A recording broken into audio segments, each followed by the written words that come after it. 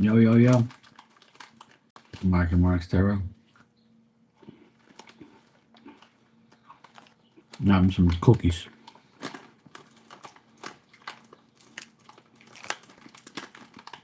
These cookies are like so good. They're like the bite-sized ones.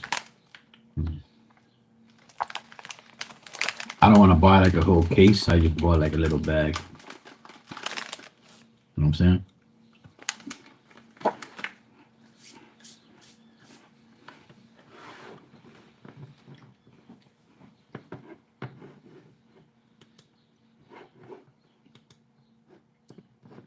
Weather's kind of weird here.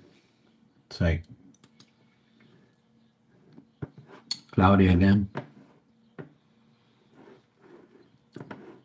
Oh, hey, Paris, how you doing? How you been? How you doing, Paris?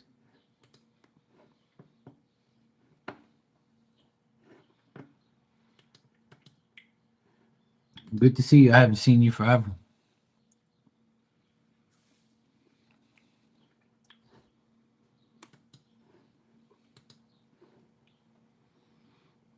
The heck is wrong with this thing? The heck?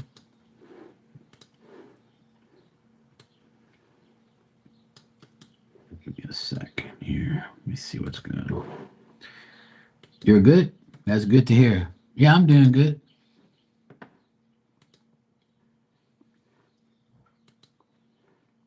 All right, cool. I got it. Got it all organized.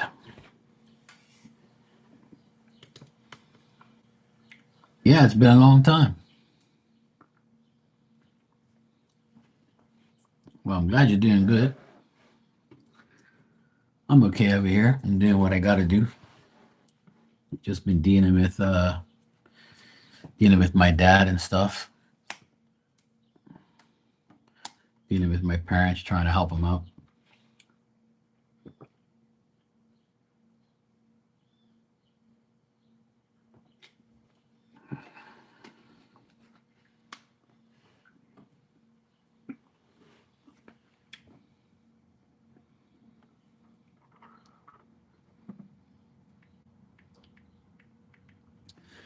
He got diagnosed with diabetes, but it's like a low case of diabetes. It's nothing like dangerous.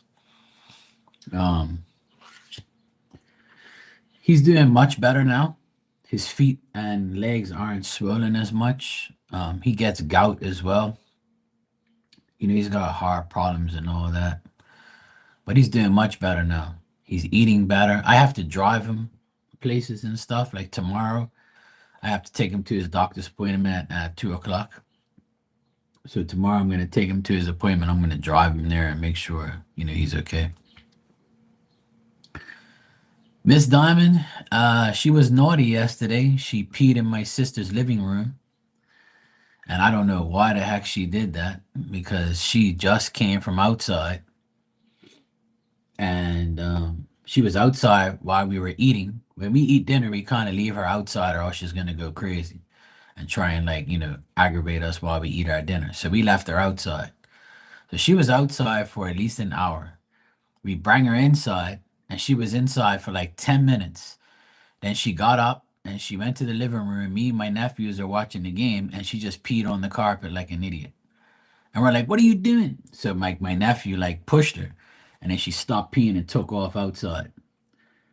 And then we had to clean her mess on the carpet. And she's never done that before. It was the weirdest thing ever. And we're like, "What the hell are you doing? You've been outside all this time, so you could have peed like a million times, and you didn't." And then when we let her in, 10 minutes into her being there, she peed on the carpet. It didn't make any sense whatsoever.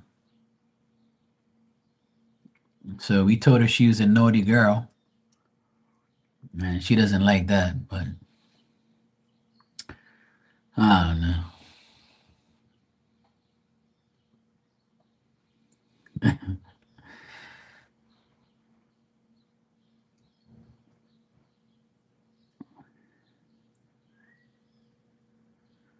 Yeah.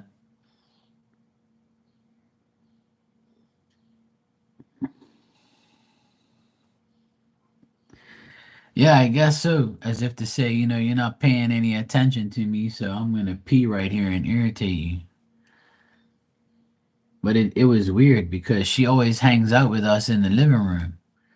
And my sister was washing dishes because I made dinner.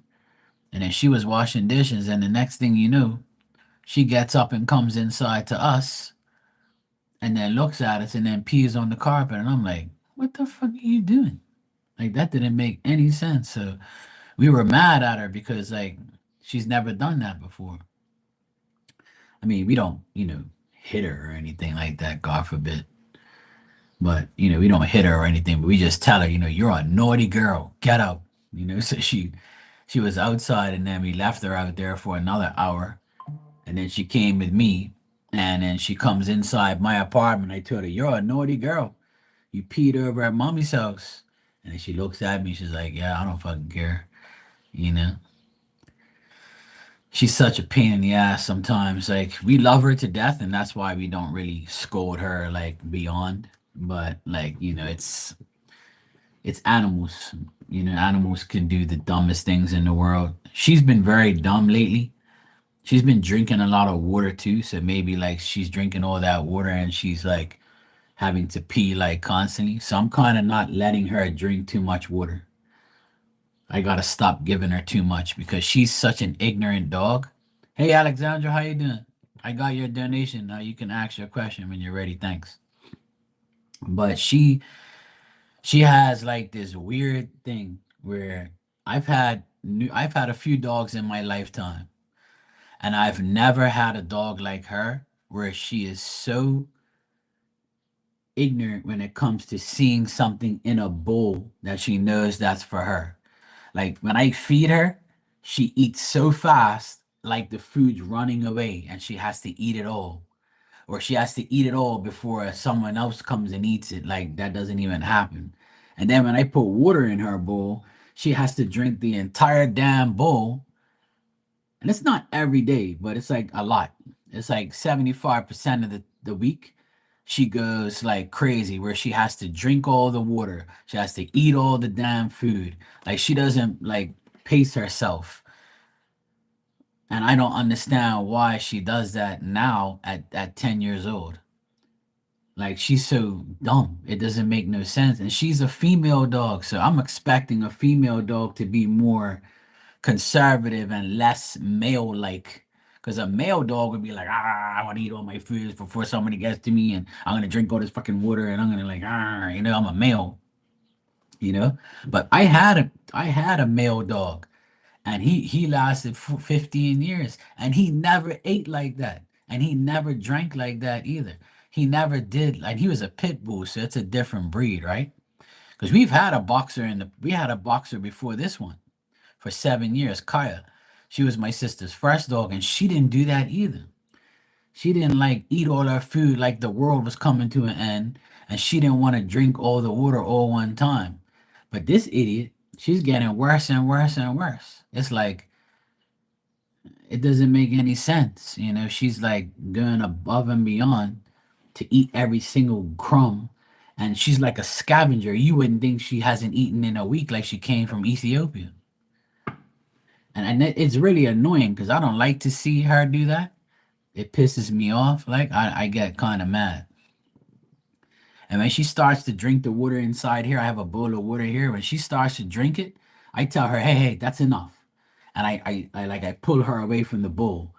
And then she'll go lay down. And as soon as I'm out of the way, she'll go back to the bowl and drink the rest of the water. It's like she has this phobia of I have to eat and drink every fucking thing that comes in that bowl. And it's like it's not like her. She hasn't done that before, you know. I don't know, Paris. I guess maybe because she was outside all those years, and my brother-in-law didn't really care about her like that, and now she feels like, you know, now she feels like yes, I have everything I've wanted, and she's never eaten this good before. She always leaves food in her bowl. She wouldn't drink hardly any water, and now it's like, oh my God, I want to eat and drink every damn thing. You would think as a dog gets older, they do less, but she wants to do more. She wants to eat more. She wants to drink more. I don't know. Like, it's weird, man. She's a weirdo. And I don't think she's sick because how can you be sick if you eat all your food and drink all your water? And she pees and shits all the time. She doesn't show any signs of fatigue or like, bad things. Like, I don't understand that. Like, that's so weird. Like, I don't know, it doesn't make any sense to me, to be honest. She's just a weird ass dog. I guess she's like mental. I don't fucking know.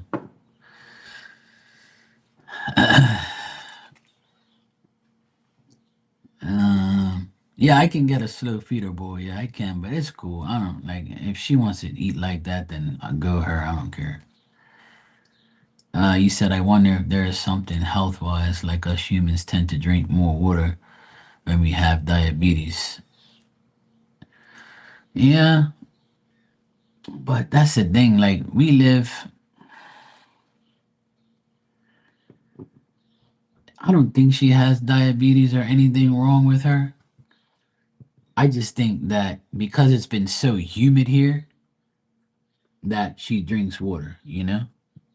Because my dog, my first dog, he was 15 and he used to drink water like a lot too, but he never had diabetes or anything like that. It's just the humidity here will make you drink. Like, I understand the whole diabetes thing, but, and everybody always says there must be something wrong with her, but she got a checkup in January and she got blood work. She takes her pills, and the doctors always say, when the doctor came here in January, they said that her heart beats like a 2 year old. And they say, "Oh my gosh, she's so cute. She's so strong. She's so like she let the doctor do everything. She got pricked with the needle. They checked her whole body, and she's just like, yeah, cool. I'm getting touched. I'm getting praised. And they're telling me I'm a pretty girl. And oh yeah, this is great. My heart's like a 2 year old. I'm a fucking crazy dog, yes. And they say nothing's wrong with her. They say she's perfectly fine. They say for a 10-year-old boxer, she's in excellent condition. And they praised me and said how much they're happy that I take care of her like that. And I'm like, this is crazy. Like, and everybody notices. My sister and my nephews noticed that she's changed a lot since my ex brother-in-law left here 2 years ago. She's a different dog. When he was here, she was more like, scared, and she was because he treated her like shit. See, he didn't really care about her like that. But the last 4 years, she's been in my possession, and she's been spending the night over here. The past since we had the pool, I bring her over here because I don't want her to drown in the pool. Because even though she's a dog and she can swim, she's already fell in there twice, and I had to go grab her because she's dumb. Um, because she panics too much, right?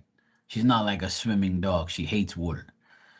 And falling in a pool is weird because she's not used to it. She's never seen water and a pool in her life, right?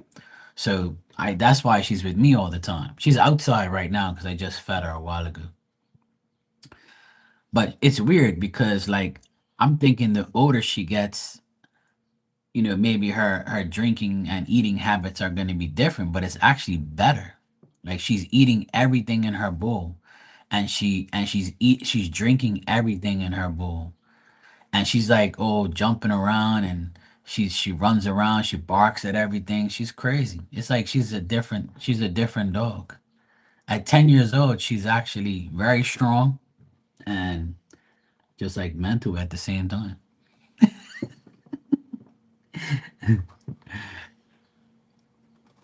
Yeah, she is definitely because my brother-in-law was a pain in the ass. He was a piece of shit, and ever since he left here, everything changed. See? And he used to hit her, so and he used to like scold her and run after her and try and slap her for doing stupid shit. And I used to get mad at him. I say, look, don't hit the dog, man. That's not you're gonna inflict fear in that dog. And then when somebody tries to rob us, if somebody lifts up their hand, they're gonna say that's when he stopped doing it because he knew I made sense. And I said, don't hit the fucking dog. Because if a robber comes around here and raises his hand or has a stick, she's gonna fear getting beaten by him, and then he's gonna beat her and rob the house. Oh yeah, that's a good point. I said, yeah, you're not supposed to hit dogs anyway. You're supposed to like talk to them and tell them no. You're not supposed to hit them. What the fuck are you doing?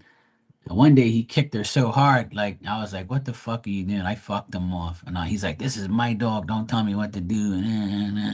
So he's been gone for 2 years. This month made 2 years he's been out of here, and the last 2 years that dog has evolved. She's different. She's older, but she's so much more happier. Even the doctor said on in January that she has the heartbeat of a 2-year-old dog, and she's in great shape.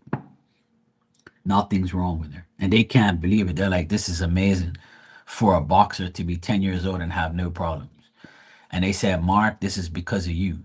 And I was like, look, I don't take all the credit because it's all about the breed of the dog too.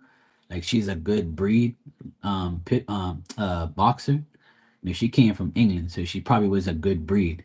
And it does depend on, because if they love their owner, because I'm her owner now, and I show her a lot of love and I take her for walks, I feed her, I give her things, I do stuff for her, I make her feel, and I've never hit her like that. I've gave her a little spank on her bum one time, but when she peed in here, I gave her just a little tap, say, yeah, naughty, I'm not gonna hit her with all my might, obviously. A little tap on the butt, or like I'll grab her head and say no, but I'm not gonna like severely beat her. You gotta scold them, can't let them get away with shit, but not full-fledged hit you. All right, Alexandra, let me see what your question is here. Oh God, here we go. You said is with the Sun Uranus conjunction, what will bring to my life? Because Uranus can expect the unexpected. Oh God, you be reading too much into that shit. That planetary action can only affect you if you think it will. You see what I'm saying? Love, and everybody said Pluto's I'm an Aquarius, and you have Aquarius in your chart as well, right? And Paris is in Aquarius too. So Pluto is in Aquarius right now, and it's supposed to transform our lives in 20 years. Man, I'm 48 years old. When from 1 year old to 20, of course my life changed. And from 20 to 40, of course my life changed. And Pluto was nowhere to be found. So obviously, in 20 years, your life is gonna change. Like what you need Pluto in your sign to change your whole life? No, it changes in 20 years anyway. Nobody's life hasn't changed in 20 years. So I would say try not to take astrology too literally. Like astrology is real and astrology can determine things, but it's even like the retrograde. Sometimes the retrograde, we have more problems when it's not a retrograde. So, like, what's that about? The other planets? Or you're going to make another excuse? So, like, I would say don't pay too much attention to it.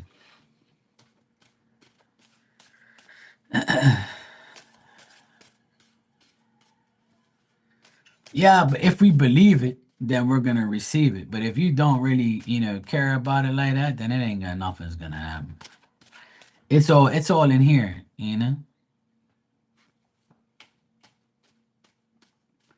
Yeah, but if you worry, then the universe is gonna say, okay, well, you wanna look at astrology, well, here you go. You know? We'll make some bad shit happen for you. You know? Yeah, don't ask. Anyway, let's check. I'm just teasing you anyway. But I'm also like, I love astrology too. Don't get me wrong. I'm a firm believer in astrology. There's an astrologer named Steve Judd. He's my favorite. He's from the UK, and he's like one of the best astrologers I've ever known. But sometimes his like overall thing for Aquarius don't even happen. And I'm like, this guy said that Aquarius is gonna have this, this, and this, and it didn't even happen because it's beyond astrology. It's you. You can determine whatever you want. It's like a reading. I can give you a reading, but you can change the whole reading if you want because you have free will. As long as there's free will, Everything else is irrelevant. But you have to believe that though. Because if you don't believe it, then it ain't gonna happen. Free will is stronger than any reading, any psychic, and any astrology. Free will is everything. You gotta make sure like you do what's best for you.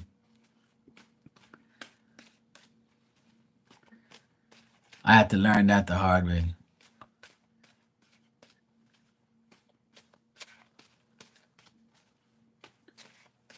And remember, it's a Scorpio full moon too. Scorpio full moon energy this week.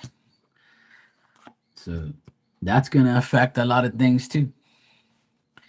If you're a Scorpio, you probably get affected, and then if you're and even if you're not a Scorpio, it can still affect you in some way, some way somehow. Yeah, see, so it can make things bad, like it can aggravate you,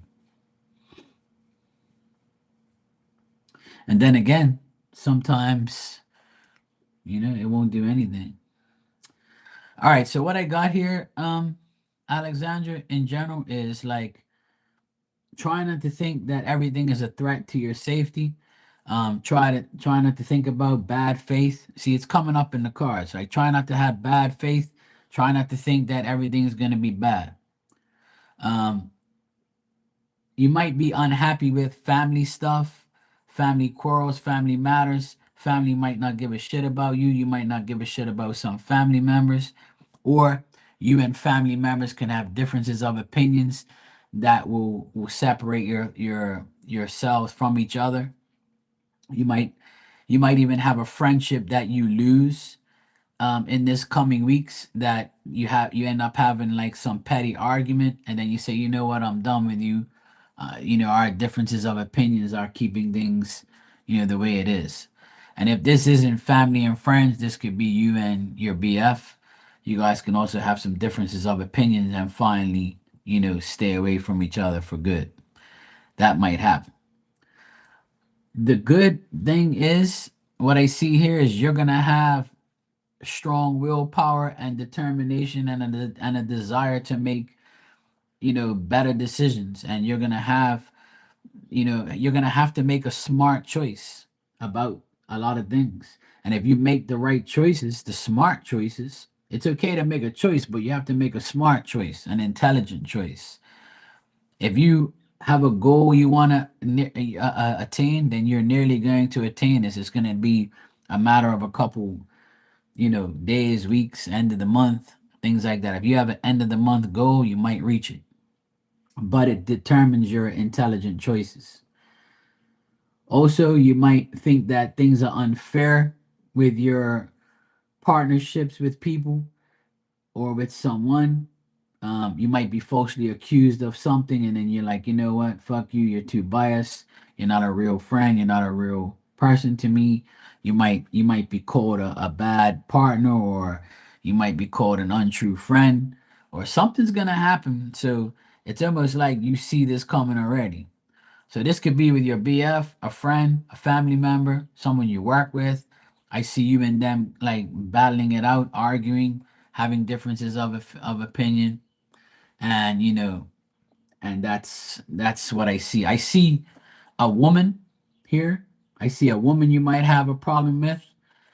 She might have brown hair, could be a Libra, and I get family members. So I get family members a lot here, and I do get a woman with like brown hair. Doesn't have to be, but there's a woman here. Could be a Libra, or could be like a woman with brown hair. She's like making accusations about you, whether they're true or not. You might say, you know what, you're too biased, you're not a real friend, fuck you, I'm out. And then I get family differences, family quarrels, family situations, all that type of stuff. Like your best friend is a Libra and she has brown hair. Oh boy. So you and her might get at it, or she might tell you, if this is not you and her going at it, then it's like it's probably her telling you that she has been falsely accused and needs you to like back her up on a statement or back her up against somebody. Like, because at the end of the day, if she's your best friend, she might tell you, hey, you wouldn't believe this happened to me. I've been accused of this, but if you can back me up and say that I wasn't here at this time or wasn't there at that time, or can you have my back? So your friendship with her might be tested, you know? It might be tested to where like you guys go at it, or she says something to you, or there's a discrepancy, or she could tell you that or you might be helping her get over something, you know? This could be that too.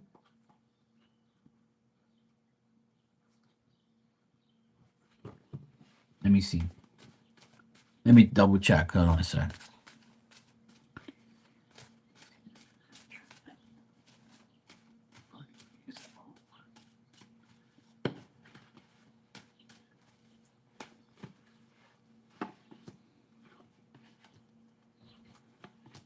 Nah, I don't see nothing bad happening between you guys.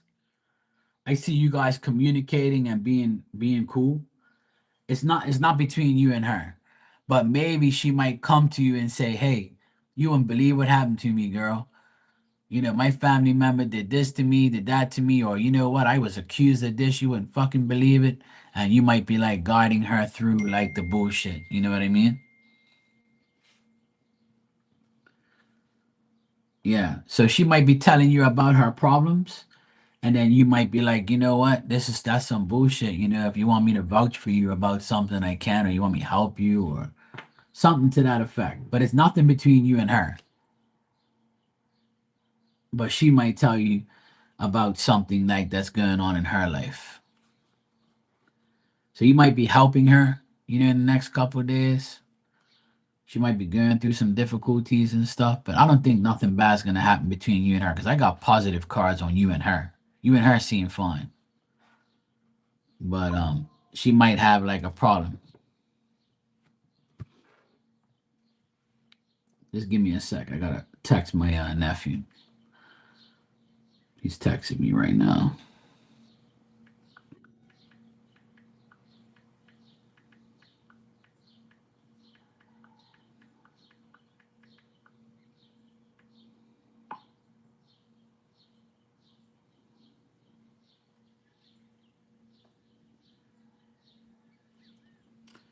All right.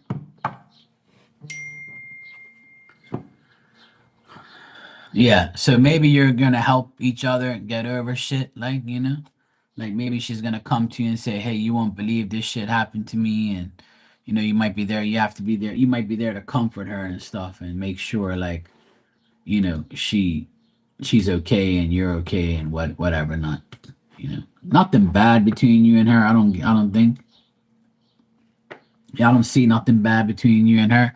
I just think that she might have problems, or if you need her because you're going through some problems, she'll offer her help to you. You know, like you might tell her, "Hey, look, you wouldn't believe this shit happened to me." Blah blah blah. You can vent to her, and she'll be saying, "Okay, well, I think you should do this and that." Blah blah blah. Yeah. See, so that's cool. So you and her will have like, some back and forths about life and about bullshit, and you both might be helping each other get over bullshit. So that's probably what it is then. Yeah. But there is a family situation there. So it either could be you and your family or her and her family. Either way. Yeah. So if you're both going through the ringer and you're both going through bullshit, be prepared to like talk about it.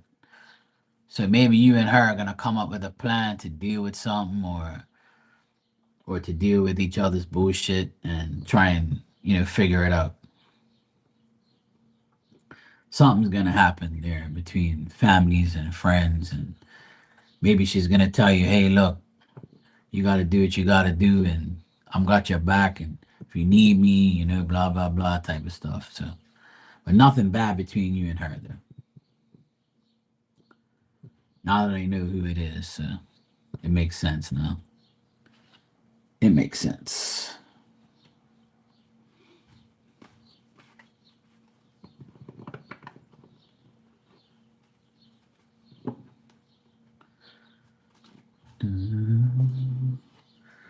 I got another donation from you. I believe I got a beep here. It's my nephew texting me back, and then I got you again here. Yeah.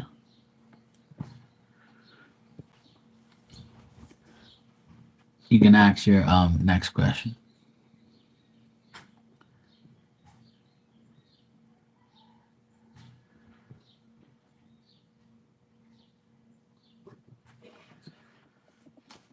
Well, it looks like it already is if you're not communicating that much, you know.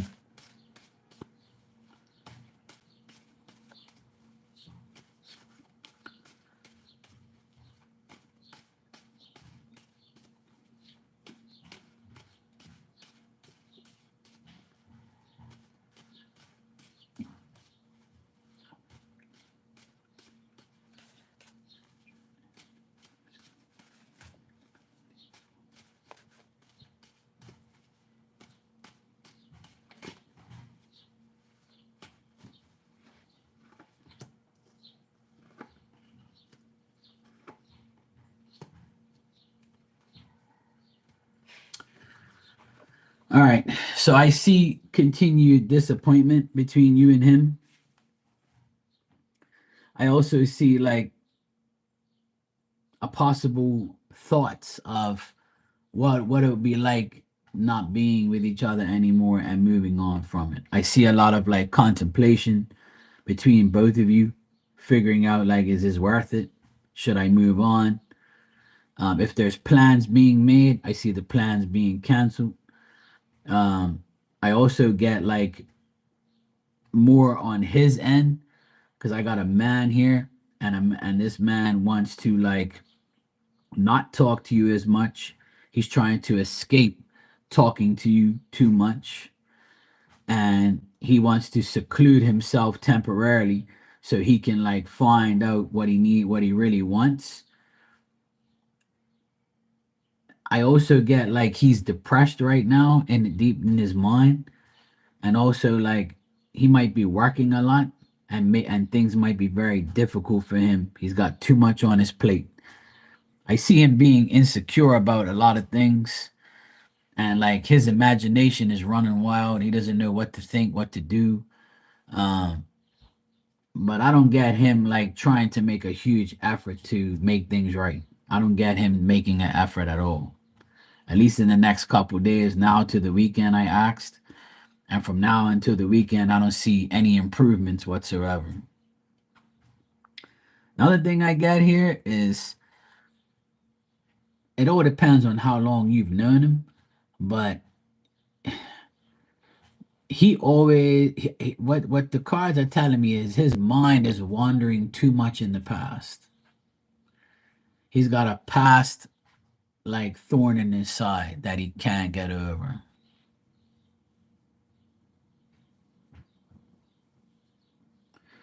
You know, I keep getting past frustrations, past trickery, past bullshit, past, depression, things in the past that made things worse, and he doesn't want to like, you know, yeah.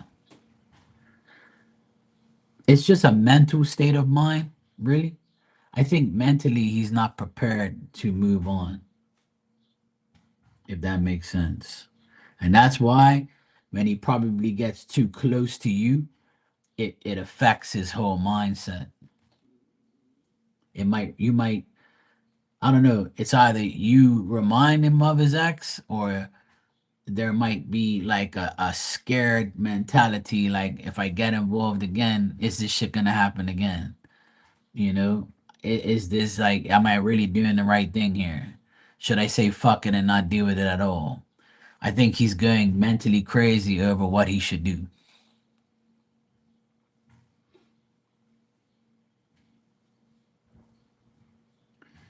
I mean, my advice, to be honest to you, is because you're in this situation right here, I would not even communicate with him until he's ready.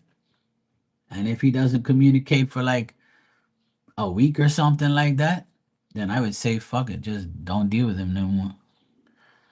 But Then again, he's got to let you know. He's got to let you know what's going on, and he doesn't have to really let you know. But if he really wants to let you know what's going on, then he would.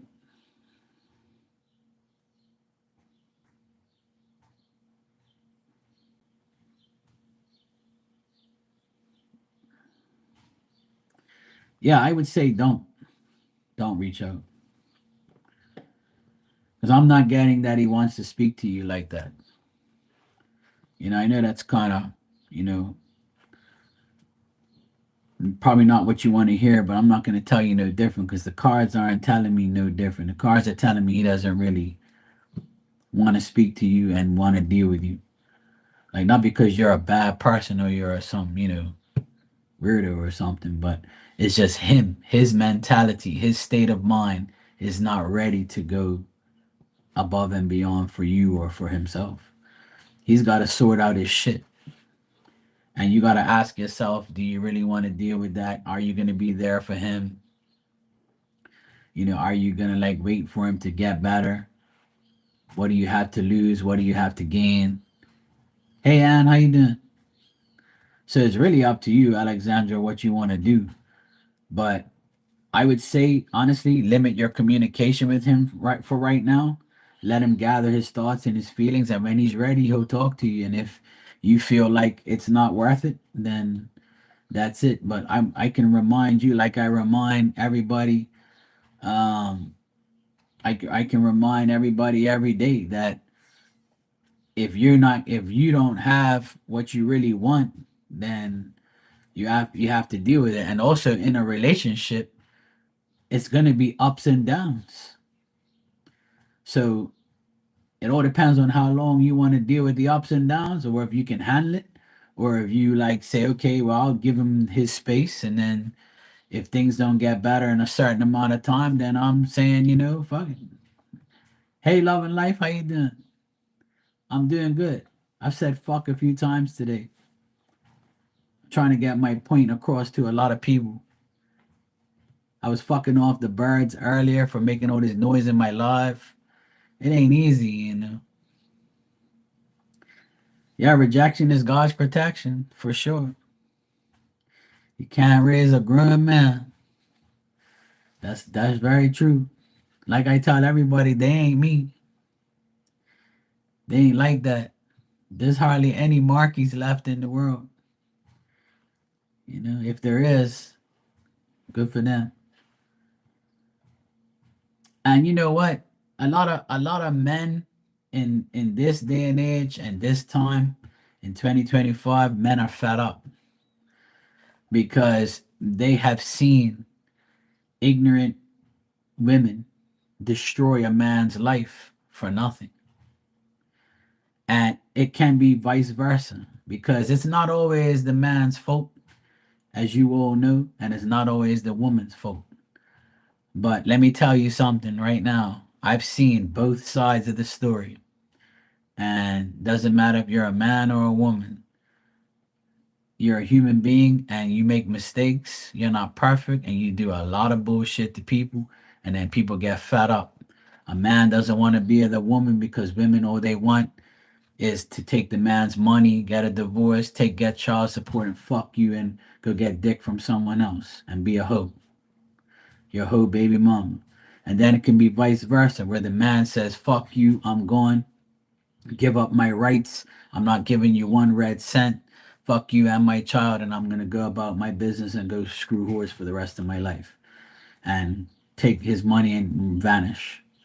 It's both ways. I have two siblings where my sister got a divorce from a devil and he is finally paying child support after all the court bullshit after 2 years. And my brother, his ex-wife completely conned his ass. She left him with nothing, didn't give the kids jack shit, and she went and took dick from somebody.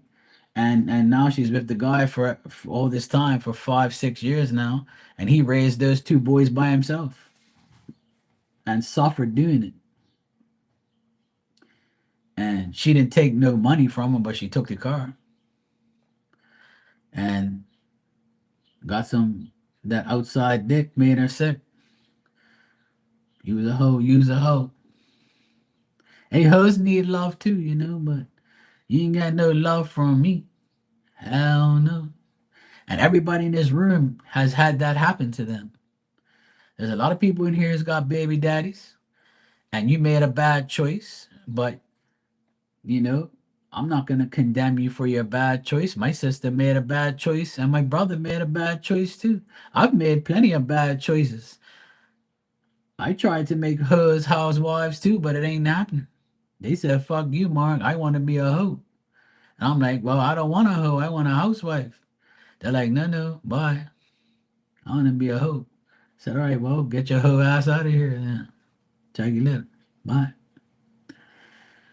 And then people that don't have kids and ain't been married, they're too scared to try because they might end up like everybody else in their family and in their life.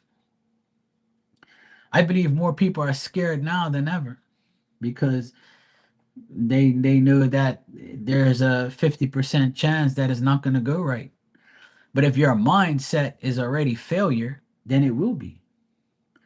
But if your mindset is, let's make this happen, let's fight for love and fight for, you know, a good relationship, then you can get it. But if the mindset isn't both ways, then it ain't gonna happen both ways.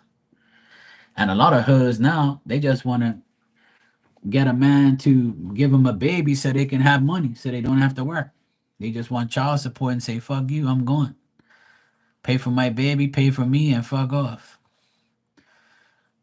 That's what happens a lot. And that's why Marquis D ain't gonna give you no money. No, no. This D will never give you money.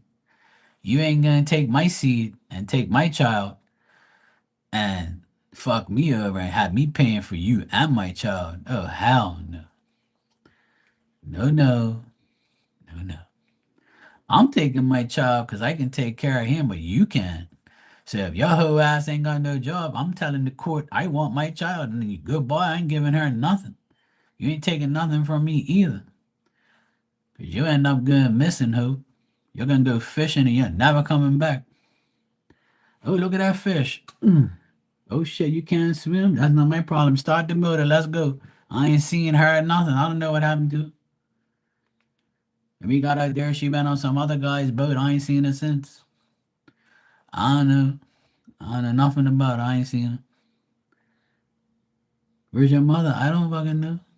I ain't seen her. Her ass got eaten by sharks. Fuck that hoe. That's where you be going. Keep acting up.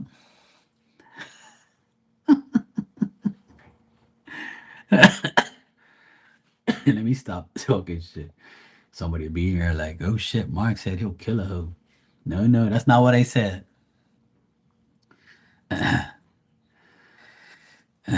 Some of these women need that treatment. They need to like see what life is, but some people just are just weird like that, man. Me and Jesus made a baby, made my baby. I'm the only one on the birth certificate. Those things keep your chump change. Exactly. Yeah. And that's all that matters. If you have that mindset, loving life, then you're good. Because a lot of people, like a lot of women, like my sister, I told her, don't be stupid. Because she kept saying, oh, I don't want nothing from him. I don't want his money. Fuck him. I don't want nothing to do with him. He's out there with another hoe right now. I said, yeah, but you got to make him pay for these kids. You got to fight for that shit. I know you don't want to, but fuck that. You got to make that bastard pay. He's got the money. That money that he's going to give you ain't even his. His business is paying for it. His family's paying for that shit. It's not even coming out of his pocket. But you got to get money for these children. You can't do that. You're not. I know you can do it on your own, but you have to take that guy for everything he has. Fuck him. And she did. She finally realized that me and her lawyer were right. Because all the odds are against him. He left.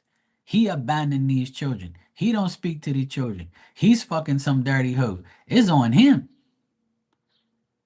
You see what I'm saying? So you gotta make sure you get what you get because it takes two to make a child. And in certain situations, I know how much it hurts and I know how much you don't want to deal with the person.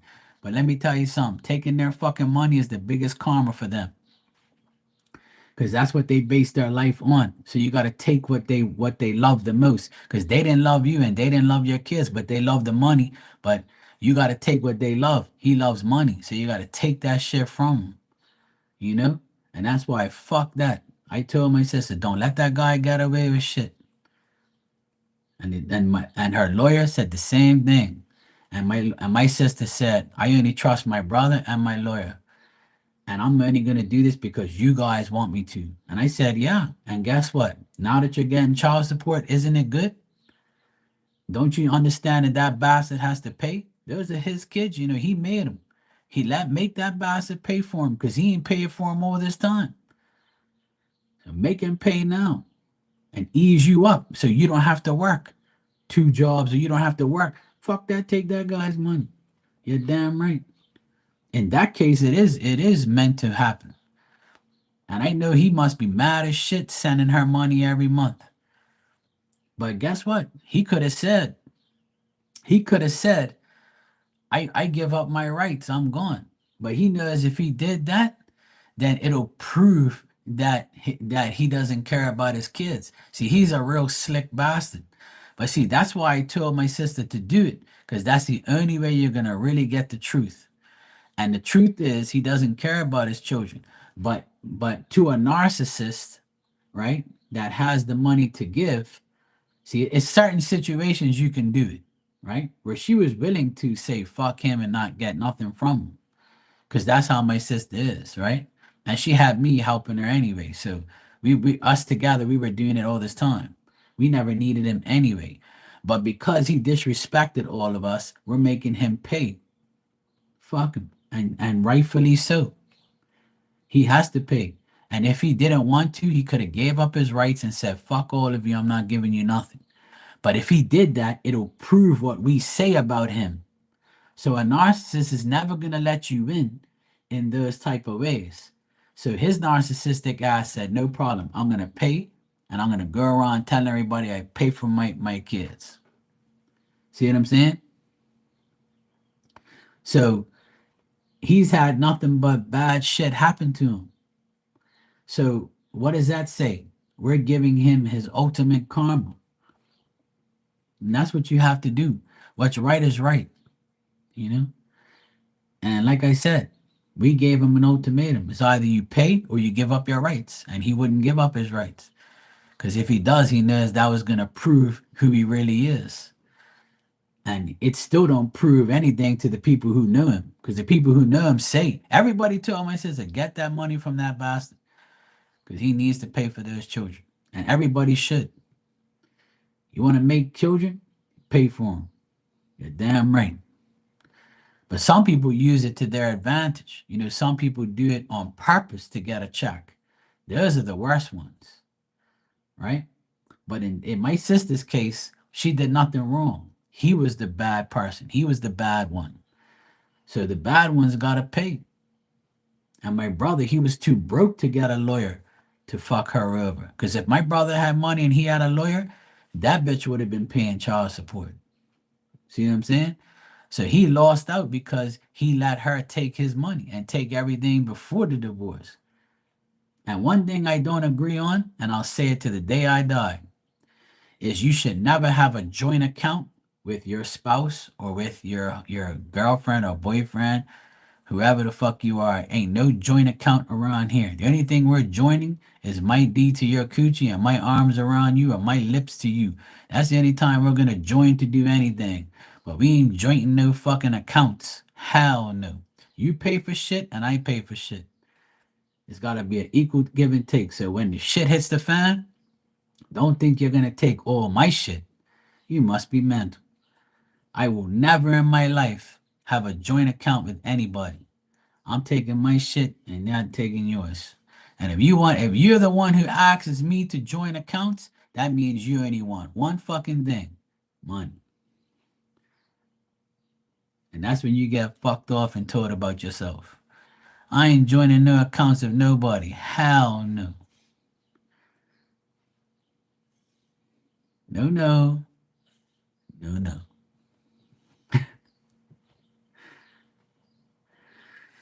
You know what, love and life? That's a good way to put it. I took his rights from him and Jesus will get him. But see, Jesus ain't worried about him. You know who's worried about him? The devil. The devil's got him. Jesus ain't worrying about him because Jesus gave you what you want, your freedom and your child and your sanity. The devil's taking care of him now. That's how it goes. Hey Maria, how you doing? Exactly. He's a broke hoe. So he wouldn't be able to give you nothing anyway.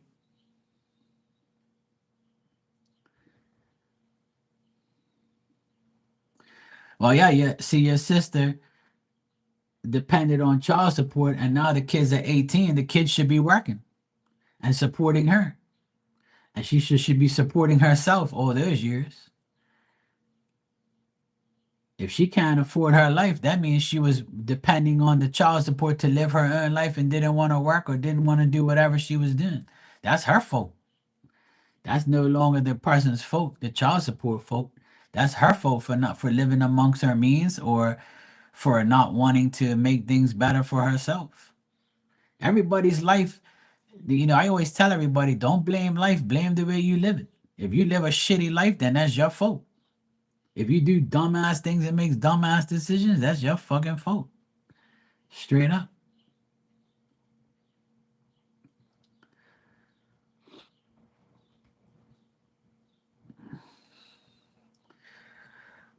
Oh, that's good, Marie. I'm glad you saw him. But you're always confused. That don't mean nothing. You're confused every day. You stay unconfused and stay positive.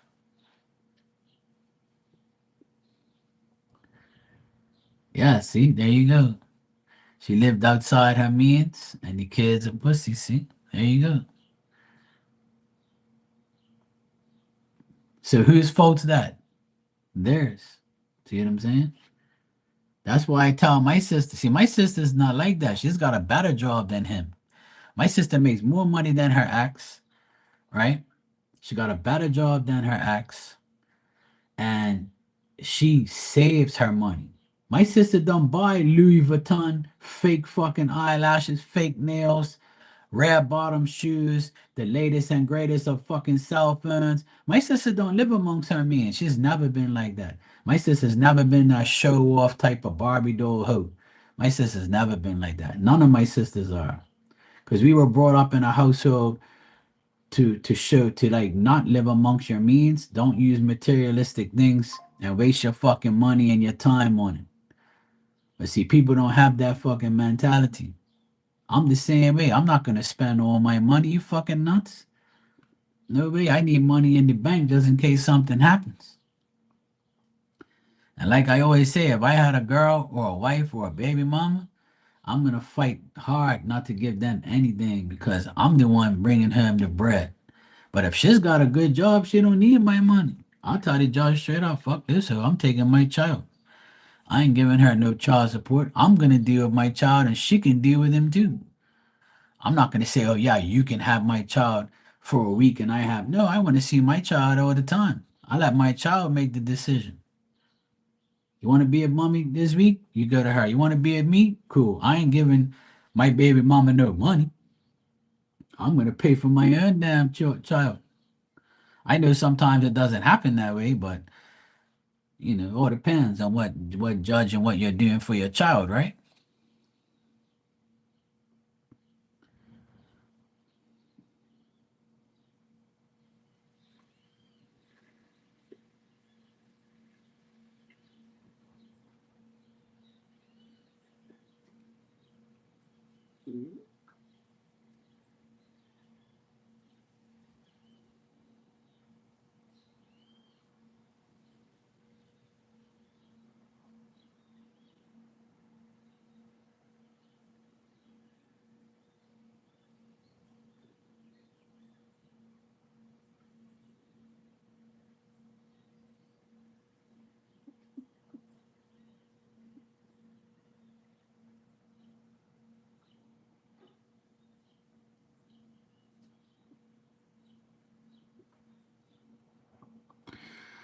Well, Maria, after I read what you wrote,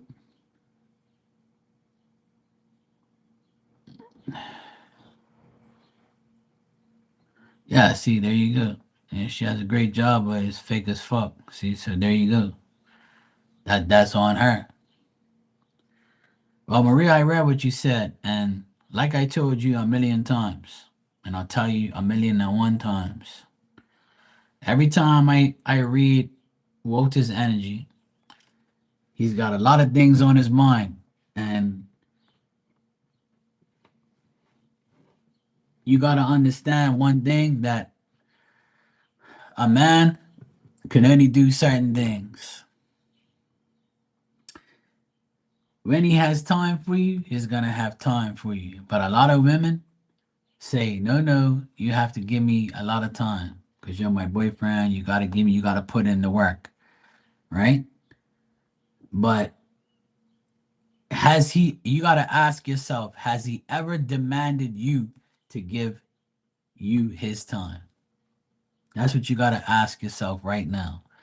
Has Walter demanded my time from me?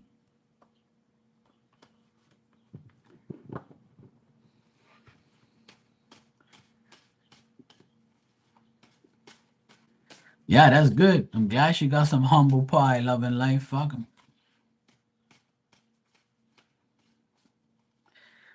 Yeah, you should not be upset. Right. He asked to see you. He came to see you. Right. So he came to see you. Right.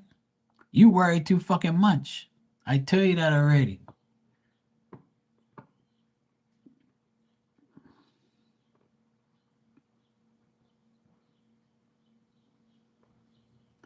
No, you're not thinking right. That's why I'm trying to put the thinking right in your damn brain. You got to understand one thing, right? A boyfriend is a boyfriend. A husband is a husband. A live-in boyfriend is a different scenario. Okay? And there's categories, and I'm going to put them into categories for you to understand. You've been boyfriend and girlfriend together for what? 2 months, 3 months? You've known each other 4 months, whatever it is. Officially, you're official for like a month and a half, maybe 2 months, right? Hold on a sec. Let me explain. Okay. When you're fresh as a boyfriend and girlfriend, my advice is to never expect too much. Because, man, yeah, I understand that. I'm not saying you did bug him, but you got to understand that he's going to, so you've known each other for almost a year, but you've been official for like what, 2 months, maybe? Not even, right? Okay, right. 2 months, 3 months. Okay. That's not the point. The point is, right, is when you're actually boyfriend and girlfriend and you don't live with each other, the expectations should be not so much because you're still on that phase where you're not with each other every day, right? Now, if you were living together, you see each other every day, and that wouldn't even this whole conversation wouldn't even matter because you know you're gonna see each other at home, right? So I already told you that his life is very difficult, and you've seen how difficult it is, and he's telling you honestly, look, I gotta cancel because I got a fucking headache. I can't do this because I'm gotta deal with that.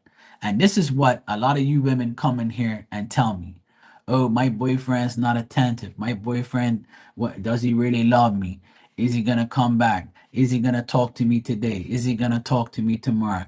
All you women need to understand is a man, right, is not going to give a woman 100% time every fucking day because we have shit to do. And this is why I broke up with my last girlfriend because she wanted too much of my fucking time. And I told her, if I give you all my time, right? Or if I cancel or if I do something, you automatically think the world's coming to an end.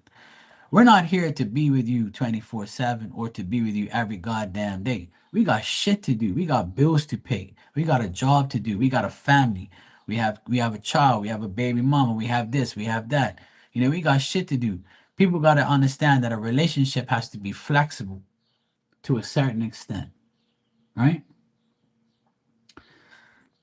And see, you also didn't want to speak to him too much because they hate us. And that's where you go wrong.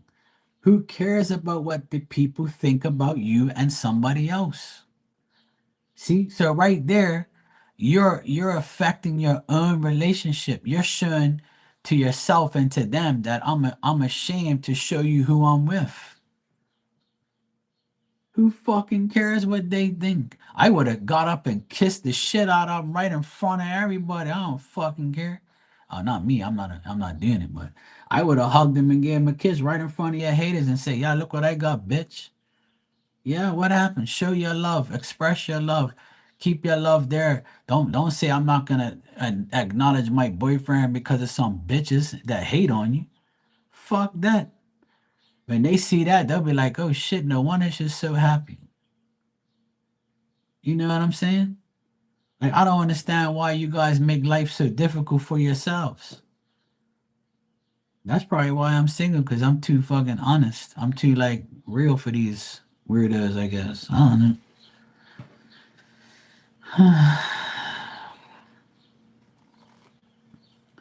I agree, love and life. I say it every day.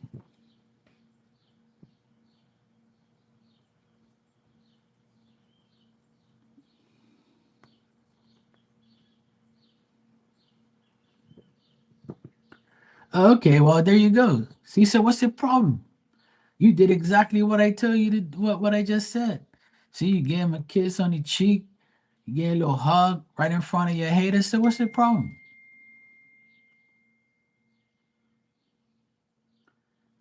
You see what I'm saying?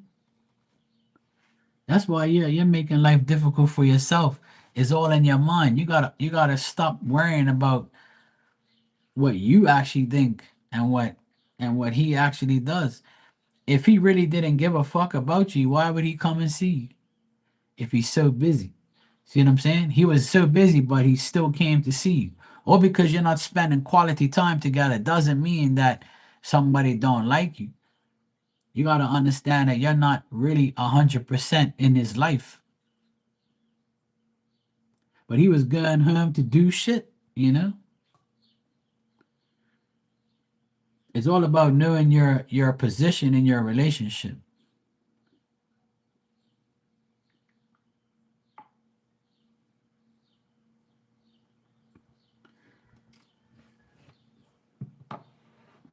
I know I'm right.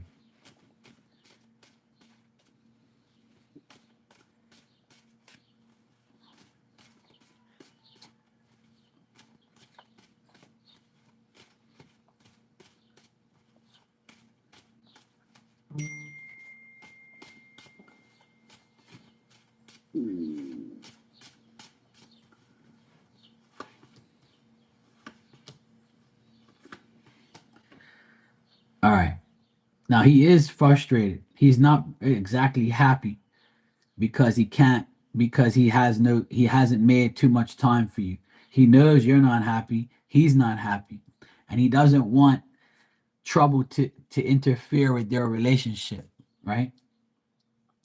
But it does tell me here he does love you. He does want to make things right, but he feels like he has too much trouble in his his life. Like he wants to get a divorce or he wants to separate from that woman, that the baby mama. He wants to make sure he doesn't argue with her no more. He doesn't want to make his son upset. This is old shit that I see every single time I read this situation.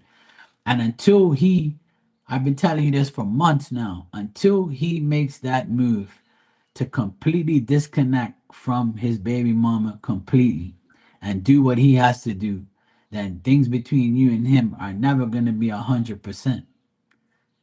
But this is totally up to you. You either stay with him, love him, support him, and see how things go, or you say fuck it and try and find a puppy dog you can have on a leash that kisses your ass all day and you want a man around you 24/7. And I'm sure you probably don't want that either. But I'm just saying, like, you got to understand that there's going to be days where there's going to be great And there's gonna be days where he's gonna like say, "Look, I can't even be around you because I just don't want to." He probably feels like he can't be around you in a humble, decent mood. He wants to be around you when he's happy, and he doesn't want to fuck things up. You know, he seems like that type of person. I already told you yesterday that you're going to see him today briefly, which you did. You'll probably see him tomorrow briefly again, and Thursday you'll actually see him. But I think you listen to me, but you don't hear me. That's why I'm gonna put you over my knee and spank you. I wonder if he's making time for me this week. I told you damn well yesterday he is. So you never pay attention to me.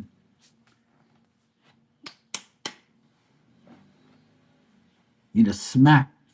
I'm gonna put you over my knee, Maria.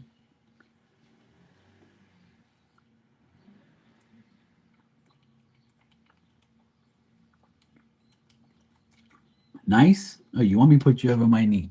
Okay.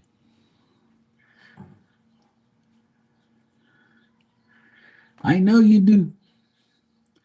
But I leave that to Walter, or else you and him ain't gonna exist no more. You get spanked by me, you might like it.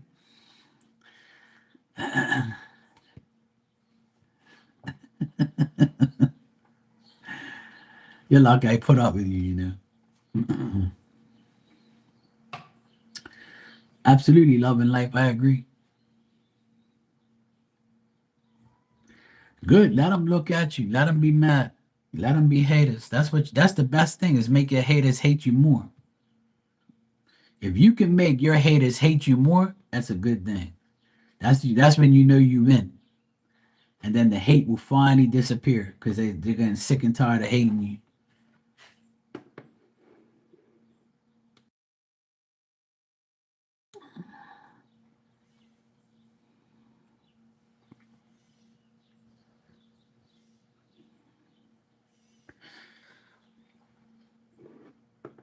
Even when you think it's meant to be, it can only be meant to be for a certain amount of time. See, people who use that phrase, if it's meant to be, it's meant to be. But you got to remember, it might only meant to be for a couple years, a couple minutes, a couple seconds, 5, 10, 15, 20 years, and then that's it. And some people will probably never really fathom it.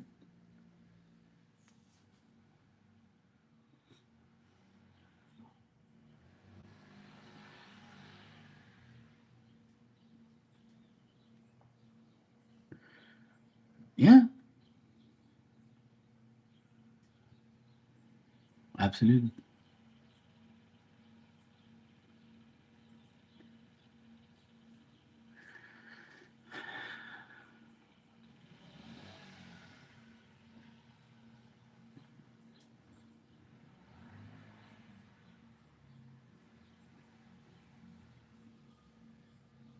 Yeah, you're welcome, Maria.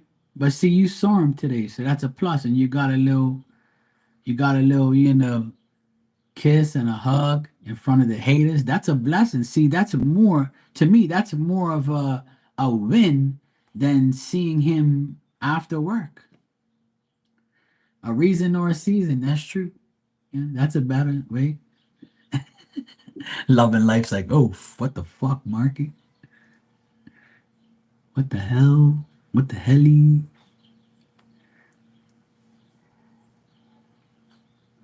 Exactly. See, so what you gotta worry about? He gave you what a lot of people will want to give to their haters is smooching up, hugging your boyfriend in front of your hating ass mofos. Absolutely loving life. I learned my lesson. Now I'm getting blessed. But people who don't learn their lesson don't get blessed. They get blemishes, which is, their fault again.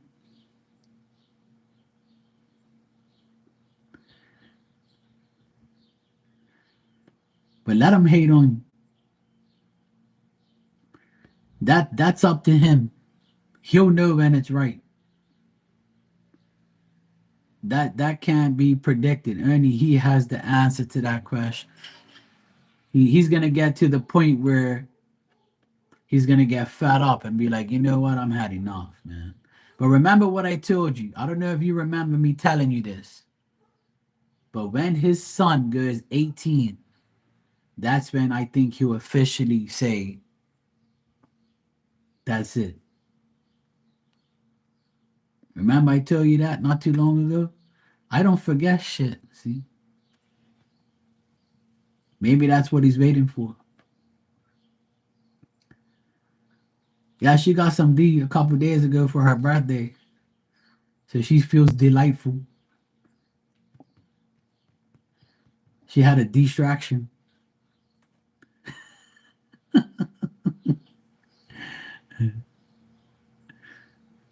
You see what I mean? You just gotta wait. Be patient. Trying to tell you. You gotta understand the concepts and the whole situation that we get put in. See, it's a test. Right now, you're being tested by him, not because he wants to test you, but you also have to understand you've both been through bullshit. See, so you're both, you know, don't want your exes no more. You both have children with your exes. You're both starting to move on from each other, from the bullshit. He loves you, you love him, but those things have to develop over time. You gotta make sure, like, there's a time limit on how much you want to really deal with.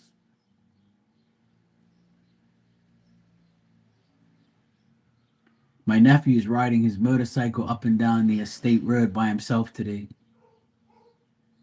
I'm proud of him. He's doing good on his bike. He's responsible, so.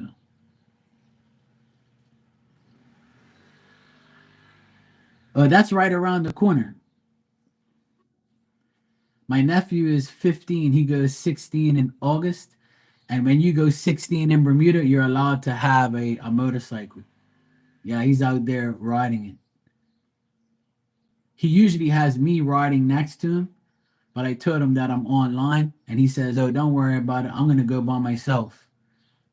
Because right around now, there's no traffic like on our road and stuff. Yeah, he goes 16 in August. He's a Virgo. He's August 23rd.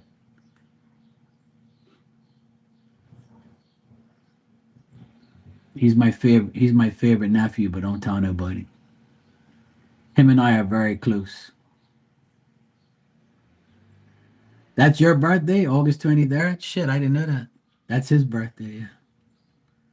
That's actually a famous birthday. You know who else's birthday is that day? Is Kobe Bryant.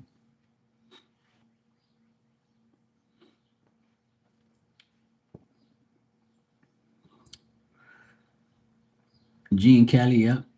There's a few people that have birthdays on there. Yeah. Kobe Bryant's on 23rd. Yeah, that's how I remember my nephew's birthday. Yeah.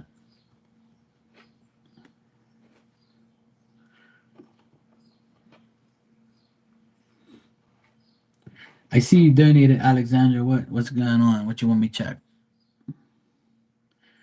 Yeah, they grow up fast. I remember when he was in my arms as a baby, and now he's about to be on a motorcycle. So here in Bermuda, when you're 16, you're allowed to ride a motorcycle at 50 cc, which is not that fast or not that powerful. It's just a little moped type of tourist bike.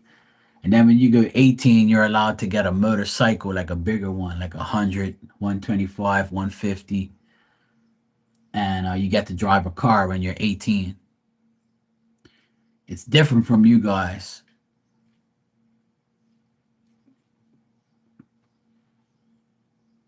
When you're 16 in the states, you can have a car license, but not here. You have to be 18 here. He's coming back up the hill again. He's gone down 3 times already.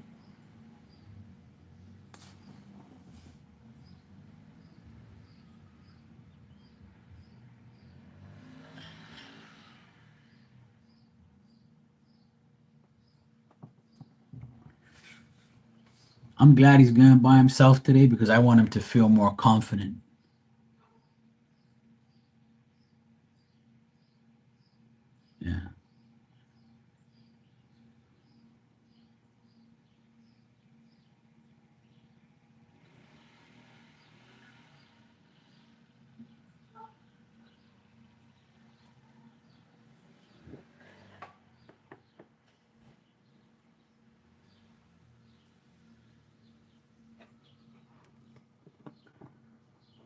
He went back down again.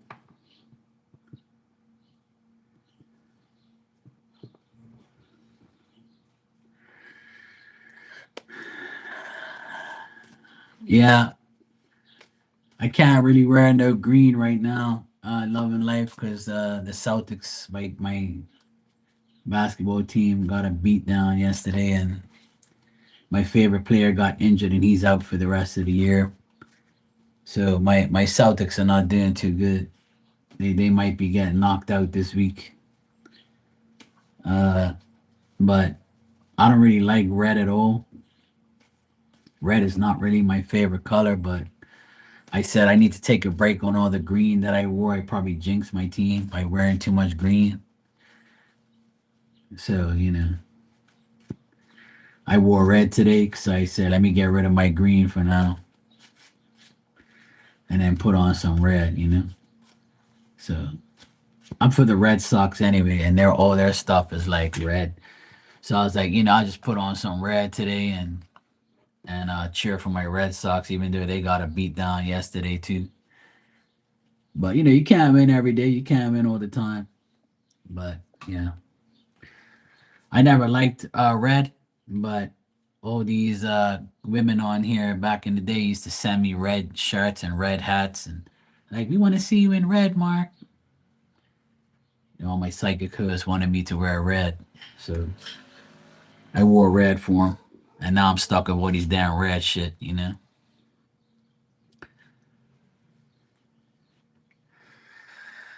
Yeah, I'm working on that slowly but surely, loving life. But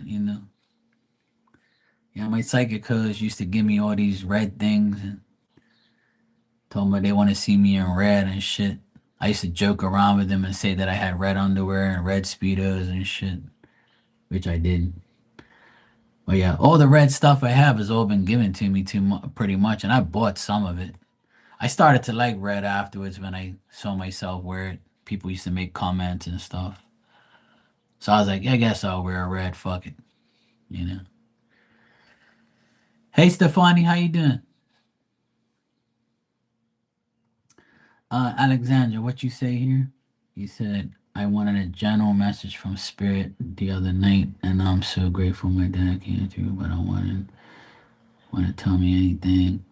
My dad is cried, man. Junior, my brother was third. Both birthdays, July 23rd. Shit, that's crazy how they are both born on the same day. My uncle, he was born on June 26th and he died on June 26th. Can you believe he was born on the same day he died? He was born on the 26th and died on his birthday.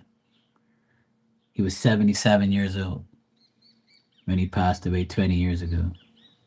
It's more than 20 now. It's been 25 years actually. He died in 2020. I mean 2000. I mean, ugh, I can't speak today. Yeah, he died in 2000. So yeah, it's pretty annoying. All right. Um. So you want a general message from Spirit? You saying? Stefani, thanks for the super chat. I'll get to you right after I finish with Alexandra. All right. Yeah, the other night I had a couple people in the background watching, and they actually mentioned that reading to me the next day and said how cool it was to uh, to see me do that for you. And I told them, I said, hey, it just happens randomly sometimes. It's not like something that I plan or something that you know, happens. It just happens. Sometimes when I shuffle the cards, a spirit will interrupt me, you know. That's okay, Stefani. It's all good. It doesn't matter. Um, but yeah, I mean, I had I had three people mention it to me the next day and told me about it and said, "Oh, we were there. We were in the background watching. We didn't want to interrupt you." And I'm like, "Oh, okay, cool." They're like, "Oh, that was so nice." I'm like, "Yeah." I was like, "It happens. I sometimes You know, you get lucky and they come through and then they want to say something. So when they do, I just let it all out. I can't really, control when they can come. I can call upon him right now and he'll be not there. He'll be somewhere else or he'll just don't want to speak no more. It happens. Like you just gotta get lucky or it has to happen at the right time. Or like I can try to talk to them, but sometimes they'll be like, you know, not today. So it's all about luck, getting the lucky thing. All right.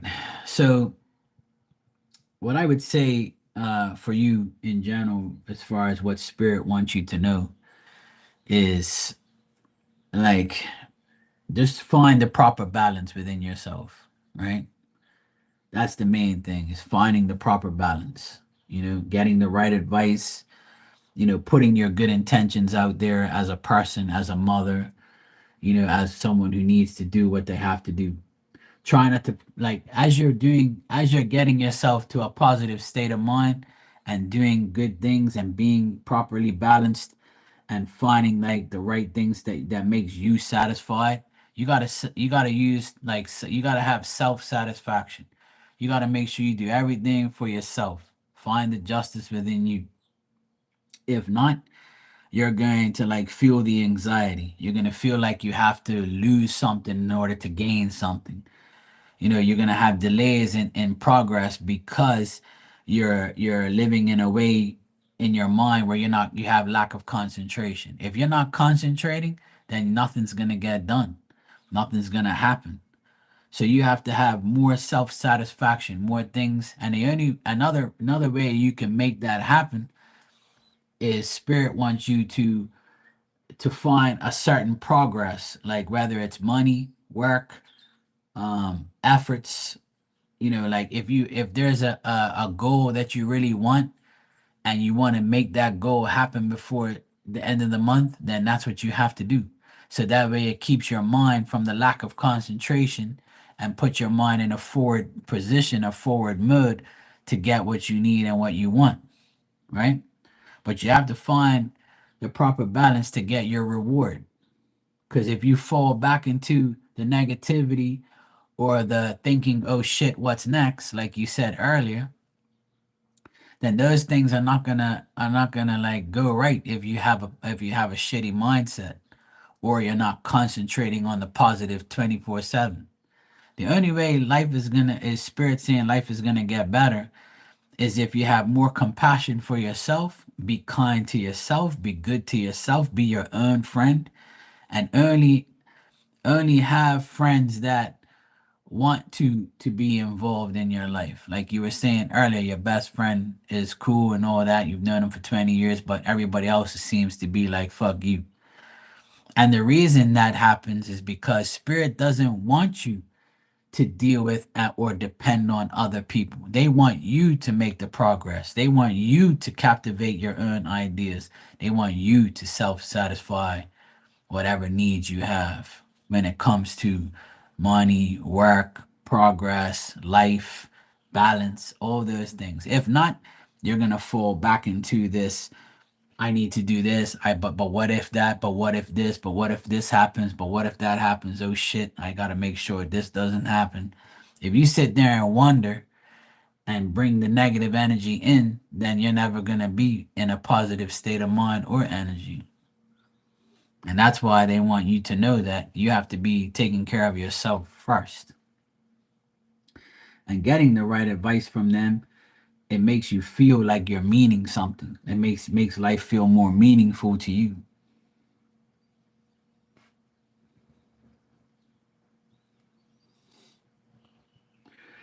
So the main thing is in order to not have anxiety or lack of concentration or lack of progress, then you got to put yourself in a more of a proper balance with life and with your intentions and your thoughts. And now that you know your dad is in spirit helping you, then you can concentrate more on, okay, I have spirit's help. now I can start to be more confident knowing that spirit has my back because I just got confirmation. You see what I'm saying?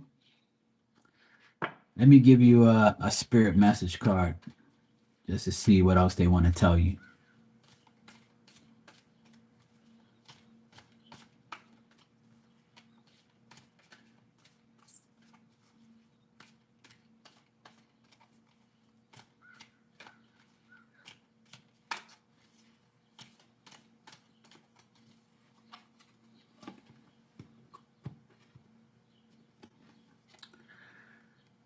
Well, this is the card. See, that's you, and it says nature. This is a time to absorb the healing properties of nature has to offer you. Your mind, body, and soul need nourishment, energy, revitalization, and strength. Nature has much to offer, so take this time to connect and spend some quality time outdoors.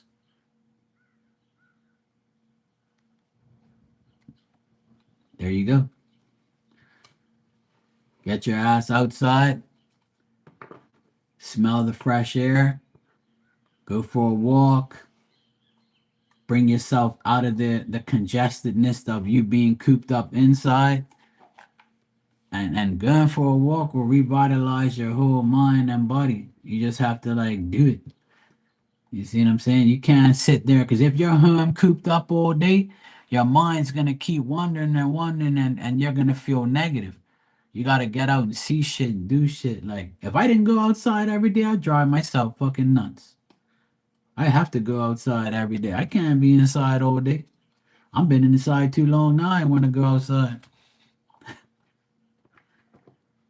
You're welcome, sweetheart. No problem. But try to remember that, you know, that your dad is there. You already have the confirmation of him being there for you in spirit and your friend and whoever else. But it's up to you to use their power to make you more powerful and you more aware of your own life. And that's what it really boils down to, you know? It's really up to you. You have their power.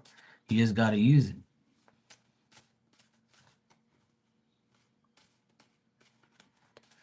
All right, Stefani said, "What's next job wise?" All right,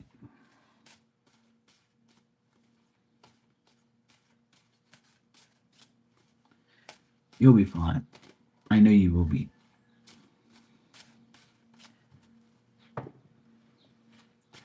All of us have a spiritual army around us, and once you actually understand that you do, and you get confirmation that you do, life becomes so much easier. You have no idea how easy it becomes. So much so that you like kind of sit back sometimes and be like, I shouldn't even ask for anything because I already have everything. And that's what I find myself doing now. Whereas, like, when I pray, I just say thank you the whole time because I don't really need anything else because I have my life. I have everything I want in my own like opinion, you know? Because if I'm home safe, if I have a job, if I have money, if I have like food to eat, I have a place to live, my family's good, my friends are good, my dog, me. If I'm healthy and I'm not like suffering, to me that's a great life. And if I keep that mentality, then spirit's gonna be like, see, Mark doesn't ask me for $1 million. Mark doesn't ask me for more work. Mark doesn't ask me for shit. He just wants me to keep him safe and healthy. That's easy. If he believes it, he'll receive it. So that's it. So we ain't gotta worry about Mark. We'll go deal with these other people who need the same mentality. See what I'm saying? All you gotta do is like acknowledge those things, and then your life gets better because you start to realize that that's the most important thing for you. For me, that's the most important thing. To other people, it might be something else. But that's how I operate.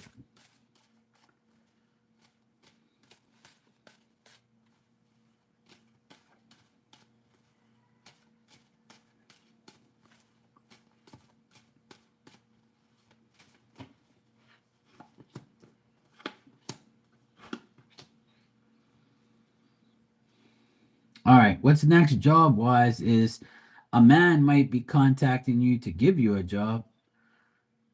Um, I feel like somebody that might know you, knows that you're trustworthy, knows you're loyal, and knows you're good at what you're doing. But this person might be a lot older than you, and they might be like a business owner or somebody who is a boss, and they might be like, "Okay, you want a job? I got a job for you. I know you're consistent. I know I can trust you. I know that you be loyal, and I know you're willing to learn. I want to give you the job." Or this person has a feeling to give you a job. But the only thing I see is like if you are in your personal life, if you keep following the old ways and not making a worthwhile change for yourself, then that's probably why you're not finding the next job or the possible opportunity. Like when you're going for this job, also you also probably have to change the way you live or how you live or making the worthwhile change in order to get a job. Are you willing to sacrifice to get the job that you really want? Is this job what you really want? You got to ask yourself those things. And if you can compromise or make a worthwhile change, then this can be an easier process, or it won't be as cloudy looking as you think. But I do see like a man here willing to give you a job, and I feel like you'll get it, but it's just if you're living somewhere where you're not happy, or you're at a job right now where you're not happy, you got to say, am I willing to make this change? And if you are, then there has to be some type of um, realization to say, okay, I need to stop doing this so I can get that, or I need to do this in order to get that. There's got to be like some type of give and take, is what I'm getting here in the cards. But there could be a man getting you a job or hiring you.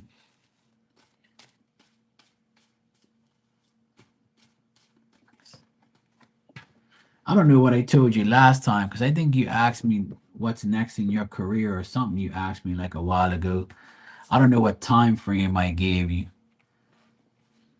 but if that time frame that I gave you is up, then I would say that it's possible that it's got to get extended. It's got to be a different time frame, or it probably wasn't meant for you. Or there's that in the card that says you weren't ready to make the worthwhile change. So it could be either one of those situations why you haven't got it yet. Okay.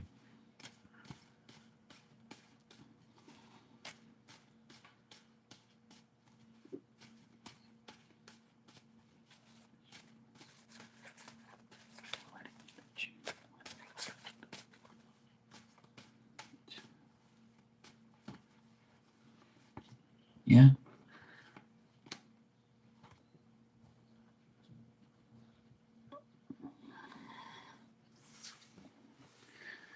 Yeah, that sucks.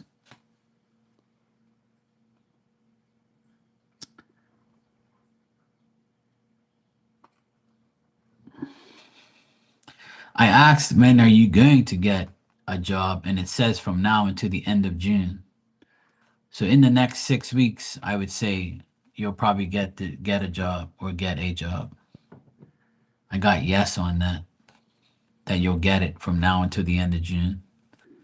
It's a good possibility that you'll get a job.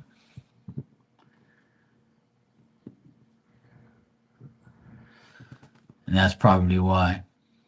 Yeah. See, you're not willing to make the worthwhile change. See, don't let that shit bother you, Stefani. Try to like always be positive and always apply. Try to keep. I know it's frustrating. Trust me, I know. And that's the reason why. Yeah, I understand that. Yeah. That's why I went on my own because I got tired of working for everybody else. And I didn't really want to go on my own because I knew it's going to be very hard for me. But now looking back, almost 18 years, that I've been on my own, it's definitely worth it. But it's not for everybody, obviously. But I know the offers weren't decent, but something's better than nothing. And I know that we all have expectations and desires, and we don't want to like get ourselves caught up in bullshit or whatever. But I believe that there's always like a better job and a better situation. So if you reapply or you apply to somewhere else, just try it. That's why the cards are telling me you have to make that worthwhile change. Maybe come out of your comfort zone and say, fuck it, I'll do it. So it's really like up to you.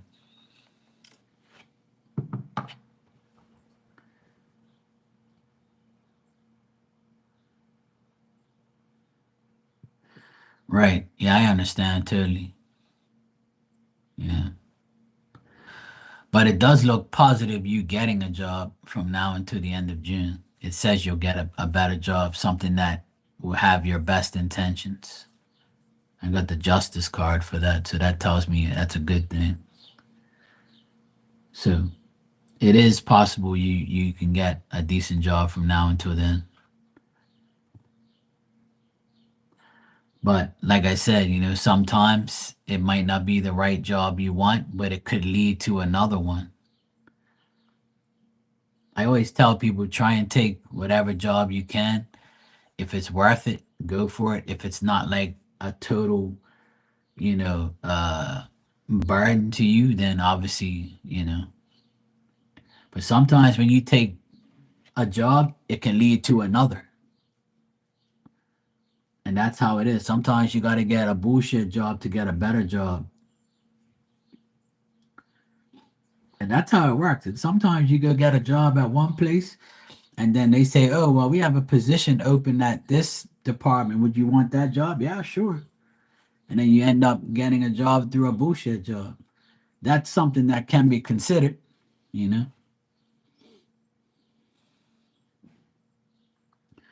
Oh, hell no. $3 an hour. Fuck that shit. No fucking way. That's too bad. Hell no. I would never want that.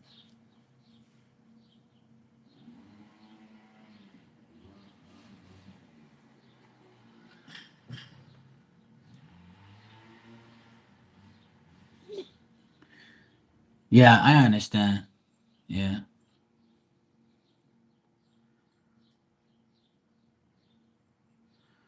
right.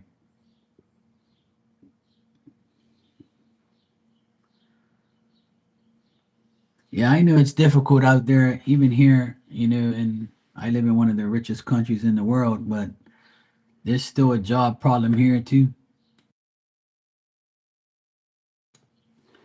People here are always looking for a better job or a better paying job. But that's all you can do. I can give you a motivational story that my sister, when she got a divorce last year, and she left her husband and she left the family business, and she was 5 months without work. She had three interviews, three different jobs, and they told her that they'll get back to her, and she's pretty much got the job. She never got those jobs. She even called them back and said, "What's up?" And they said they hired somebody else because they didn't want to give her the money that she wanted. Then all of a sudden, she was at like a school function. This lady that knows her says, "Hey, girl, my friend's retiring next month, and she wants to train somebody to do her job, and we want to make sure we get the right person, and you're the perfect person for the job. Come and interview tomorrow." And she was like, "Oh, really?" So she went and got an interview, and they gave her the job, and she's been there for over a year now. But it took 5 months for her to get the right job, and it's the best job she's ever had. But the job is very stressful and it's annoying, and she comes home and talks about it a lot more than her old job. But because she makes more money now, she has more responsibility, so there's more complaints and more bullshit. And I told her, welcome to my world. But she was lucky through the grace of God because she got disrespected by her ex-husband, and he tried to leave her with nothing and destroy her, but it didn't work that way. See, God has different plans, you know? Yeah, welcome to my world. Being a boss is not that great of a thing sometimes because you have more responsibility. Making more money means more problems. You never heard the saying, more money, more problems? More money, more problems. The more money I made, the more problems I had. That's why now I don't make as much money as I used to, but I have a better life. I have a more calm, a more less anxiety, less pressure, less like feeling like I have to do shit every day. I bust my ass in the first 10 years I had my business. And I wanted to prove to everybody that I was him. I was the guy. I made a lot of money, but having all that money didn't make me happy because I was my own boss. I had guys working for me. The next thing I'm like, I went on my own, but this is even worse than working for somebody. And then I said, you know what? I'm getting rid of everybody. I'm gonna work by myself, and I'm just gonna work when I have to. I'm gonna pay my bills and I'm gonna live my life. And when I did that, God provided me and I provided myself, and everything's fine now. Because I downgraded my business and just made it about me and trying not to like make all this money and try and be like rich and happy and all that shit didn't make no difference. The more money I made, the more hateration I got. The more people that came to me like that. So I didn't want that life. Hell no. But now I can work when I feel like it and work when I want to. And that's the best feeling in the world when you can control your own life without somebody else, annoying you and aggravating you. Yeah, love and life, you can still get a job. You'll be able to get one. What's up, KP? Yo, yo. Yeah, exactly. But anybody can do it. You just got to find the right people to pay for your services. That's the main thing. When you go on your own, you have to tell people, look, if I go on my own, what I did was I said to a couple people, look, if I go on my own and I do this work, that work, will you hire me? Can I depend on you to give me work? Oh, hell yeah. If you go on your own, Mark, I'll tell everybody. And that's what happened. As soon as I had those business cards and I got a van, people took me serious. They said, yeah, Mark's really serious. And I got pure work. When I went on my own, I had no problem. I got work all the time. And then in 2014, I kind of like calmed down a bit and I said, look, I need to take a break. I've been working like nonstop. I need to get rid of this person. I need to get rid of that person. I got to stop working for you. I got to stop working for you. I need to find different client because you're an asshole. You drive me nuts.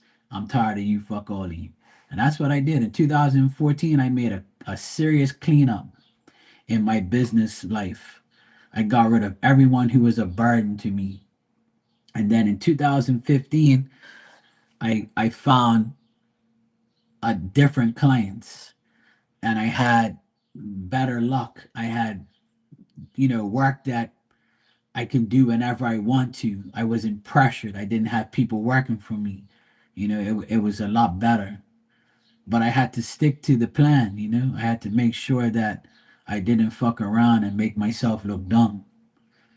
And then in 2021, I did a big renovation for my sister and my brother in law, and they paid me. And I wasn't supposed to work here because I didn't want to. But I told them, if you do, you got to pay me like a regular person. You can't pay me like a brother or a brother in law. So they understood that and they paid me, and I made good money. And then after that, I had some other work here and there. And then this also provides, find my finances are good because I'm on here all the time too. And I have two jobs pretty much, this and my business. So between both, I'm good. But the problem was always me trying to please everybody but myself. I was too busy making everybody else happy, but I wasn't happy. And then I said, you know what? Like last year, I said to myself, I'm going to start taking care of myself and fuck everybody else. And now I'm even more happier than I ever been with my business and my life because I finally got the van that I've always wanted with my name on it. And ever since I got that van in January, people just look at me and say, you know, look, he's come a long way. He's even got a brand new van now. And they must be saying, well, how the fuck did he do that? It's called save your money and don't live amongst your means. Then you'll have the money to do it, or you'll get blessed by people who actually give a shit about you and you helping them, they're going to help you. If you do good to others, others will take care of you. You know what I'm saying? And I could have been like, I could have saved more money if I wanted to, you know, by not getting a van or having, a bank loan and just pay a little bit at a time and not wasting all my money one time. But then again, I was like, fuck it, I might just get it now and just not deal with it. But it's all about you. You have to make it happen. You can't just say I'm gonna start a business and people are gonna come to me. That's not gonna work. If it does, you're lucky as shit. And you can advertise all you want and it might not work. But it's up to you.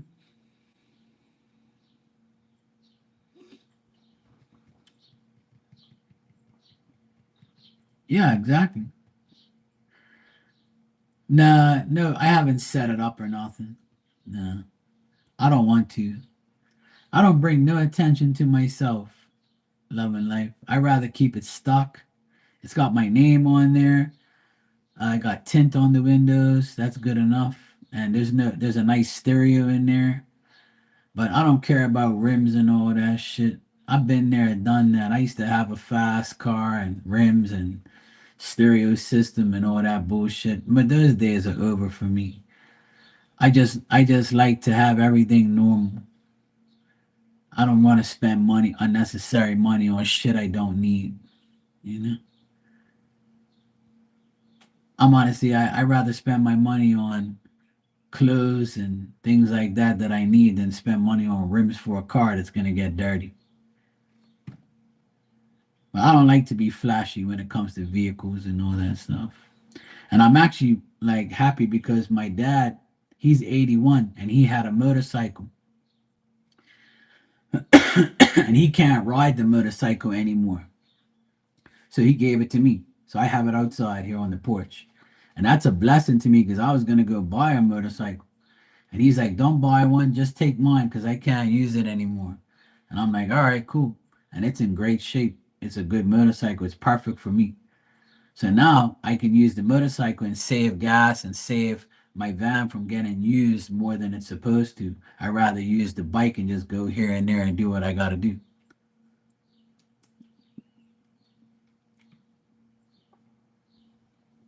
And my dad gave me the bike because he says he doesn't need it and he says I've done too much for him. So that's the way of him saying thanks. He just gave me the bike, which is cool with me. I'll take it. Because at the end of the day, I'm the one taking him to his appointments. I'm the one who does all the shit for him and my mom. And that's his way of saying, hey, take the bike. You can have it. I'm not using it. Because if not, it's just going to rot there and do nothing.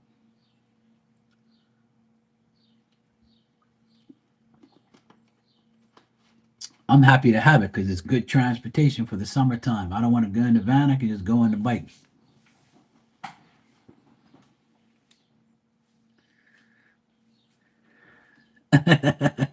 No, no. I haven't heard that song forever. Born to be wild. Actually, I should play that song tonight when I'm with my nephews. Hey, you guys, look, I got a song for you guys. See if they like it. They love music.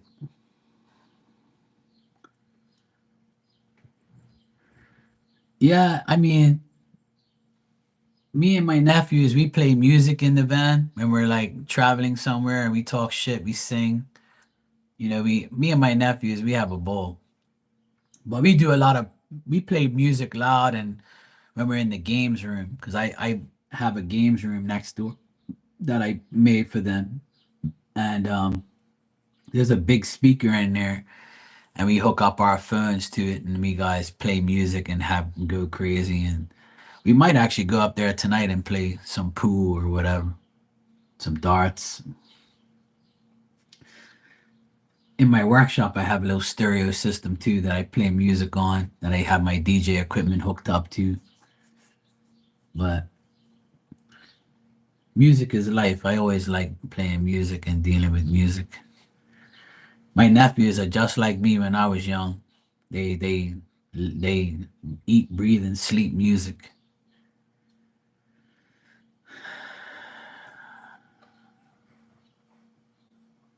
Oh, nice, Stefani. Congrats, Auntie. One girl, one boy twins. Oh, nice. My auntie had a boy and a girl twin too. My cousins. Yeah, I'm an uncle of six and a godfather of five. No, sorry, my bad. One, two, three, four. I'm a godfather of seven. Sorry. Yeah, I'm a uncle of six and a godfather of seven. So I don't need kids now. See, I would love to have some children, but these women be whack as shit. They don't want my seed. They can't handle me. But I feel like I'm the greatest godfather and uncle there is, and that's all that matters. I'm kind of like a dad to all of them, so especially my two youngest nephews, their dad abandoned them and he's a piece of shit. So I'm like their father figure, but I don't want to be a father to them obviously because, you know, they're my sister's kids and I'm their uncle and that's all that matters. So they're not looking for a replacement dad. They just love me as their uncle and we're uncle and nephew, but we're more like bros. Like we're like buddies and stuff. We're more like, guys who hang out and talk shit and have fun. We're more like best friends than anything. Sure, love and life, I'll pull you one.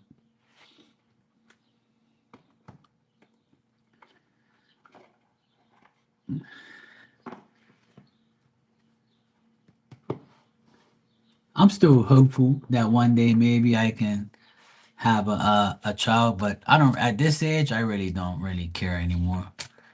I'm so grateful that I have my nephews and I raised them, you know? So I've raised all six of them.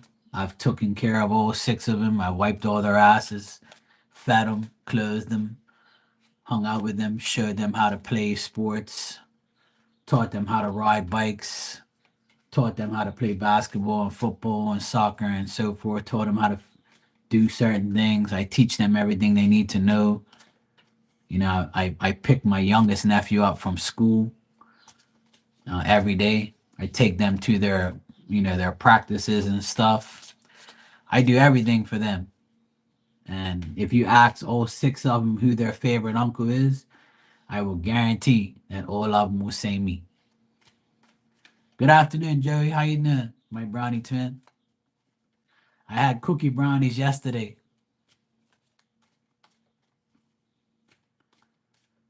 All right, love and life. Let me see what message I got from you for you.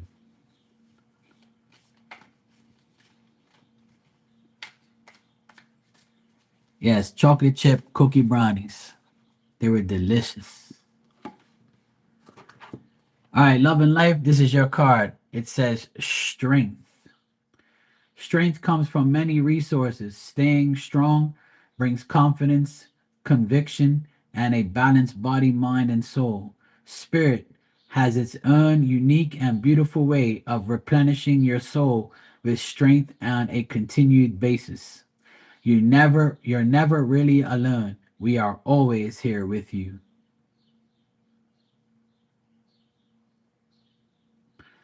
I tell you already, if I come to Cali, I'm gonna get devoured. You know how many people that come in here from Cali that I know? If I told them I was going to Cali, I won't be able to leave. They'll tie me up to a damn tree. And I won't be able to go nowhere. And all of them would want me to stay with them and hang out with them. And if I didn't tell somebody, they'd kill me. I got so many people in here from Cali and the West. Oh my God. I can't go to that place. I'll be devoured. They be like, come here, you. Remember that time in your chat room you said this? Look. Hey, DC, how you doing? I didn't even see you come in. I was too busy talking shit.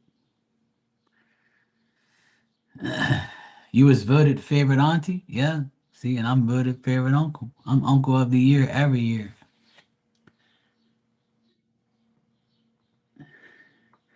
Nisi, I just got your donation. Thanks.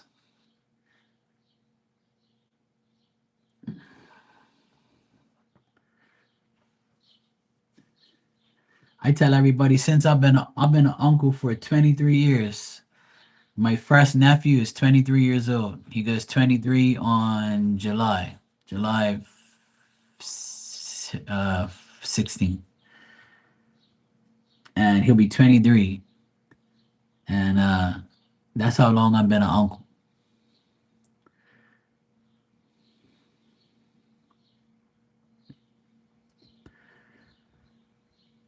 Oh, nice, Joey. There's nothing like new glasses and new eyes. Hell yeah. Sounds good to me. My glasses are pretty good. I'm not really, I got these glasses back in 2020, and I haven't got a newer prescription or a new pair of glasses since because these are fine. I refuse to get more glasses. I have two pairs too.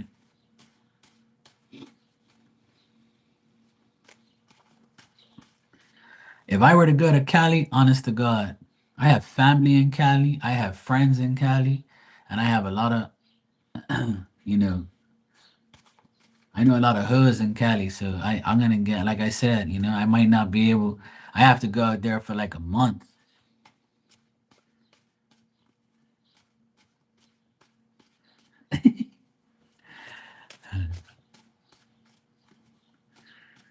I just won't tell the hoods I'm there because if I do, I'm in trouble. I would love to go there because my grandfather and my grandfather's brother and sister-in-law all were in Cali. My grandfather worked in Fresno, and that's where my family is. Some of my family members, they're from Fresno, California. If you know where that is, I'm sure you do. I think I'm saying it right, Fresno. But yeah, I have the address, Fresno, California. That's where my grandfather worked. He worked on a farm with his brother, and then my grandfather worked there for like 12 years, and then he came back to Portugal, and he saw me right before he died. So yeah, I got family in Cali. I got a lot of friends in Cali that come in here. So yeah, what happens in Cali is gonna have to stay in Cali.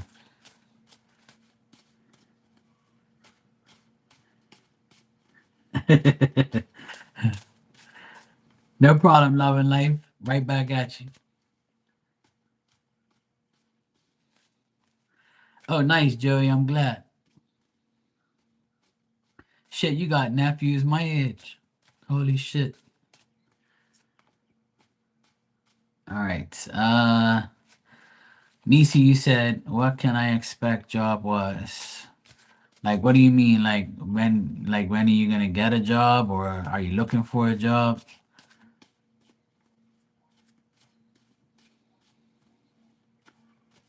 Yes, the great one, the great auntie.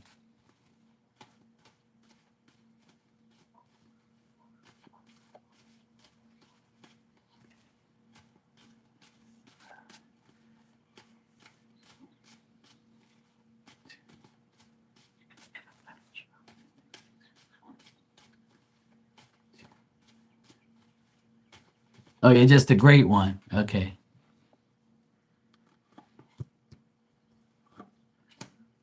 There's some hoes in this house. There's some hoes in this house.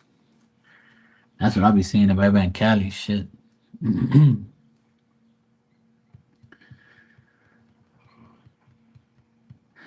All right. So, Nisi, what I'm getting is you can get a better offer of a job uh, in the next 6 weeks or so. I got the number six here. So, I would say 6 weeks. And like from now until the end of June, I see like next 6 weeks a possible offer to get something better than what you have, especially money wise. You can get something better in the next 6 weeks. There's a possible job opportunity because right now, if you're not happy and you've been let down and you're not really getting what you want, then I would say you're probably going to get what you want. It's gonna be like it's gonna be an offer like that you get, but it's only because like it's something better than what you have money wise. If you're looking for something better money wise, then I would say this is the job. But if you're looking for a job and you're not worried about the money, then I would say it'll be a small offer, but at least you'll want the job. You know, it might be like a different like type of job, but it'll start off like in a small way and then work its way up to a better way, if that makes sense. But I would say another 6 weeks you'll find a better job.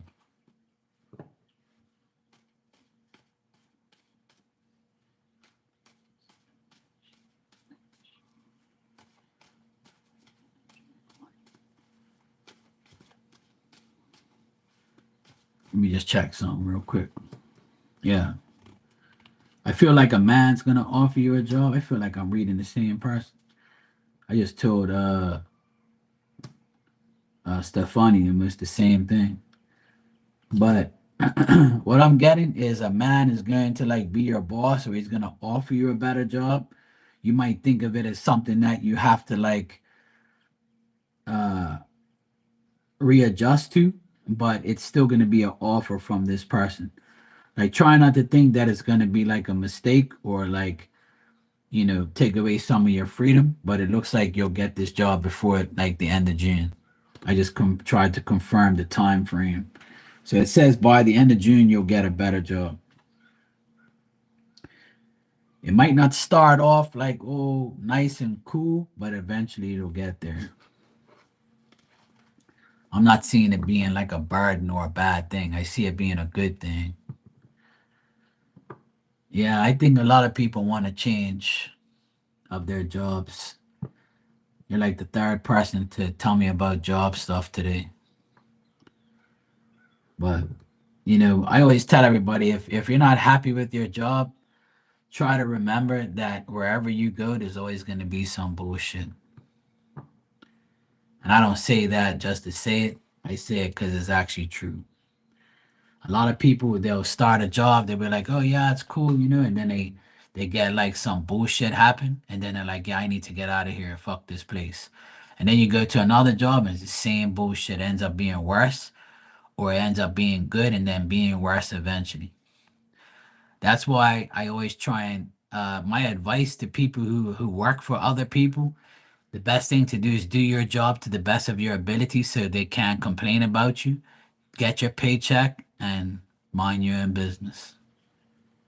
Just do what your job description says. Because when you have a job and you're making good money and you're not happy, just remember that it's not always going to be great. But if you can find room for improvement, then go for it. I'm not saying don't go for it, but I'm just saying like just remember if you're going for the reason of being around shitty people. There's no job where there ain't no shitty people. Even working for yourself, you deal with shitty clients. So as long as you like you're there to make money and do what you got to do, then that's what my advice is. So it's up to you really, but I do see something better, Nisi.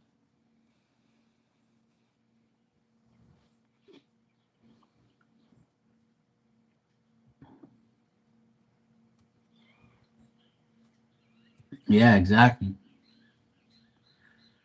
Yeah.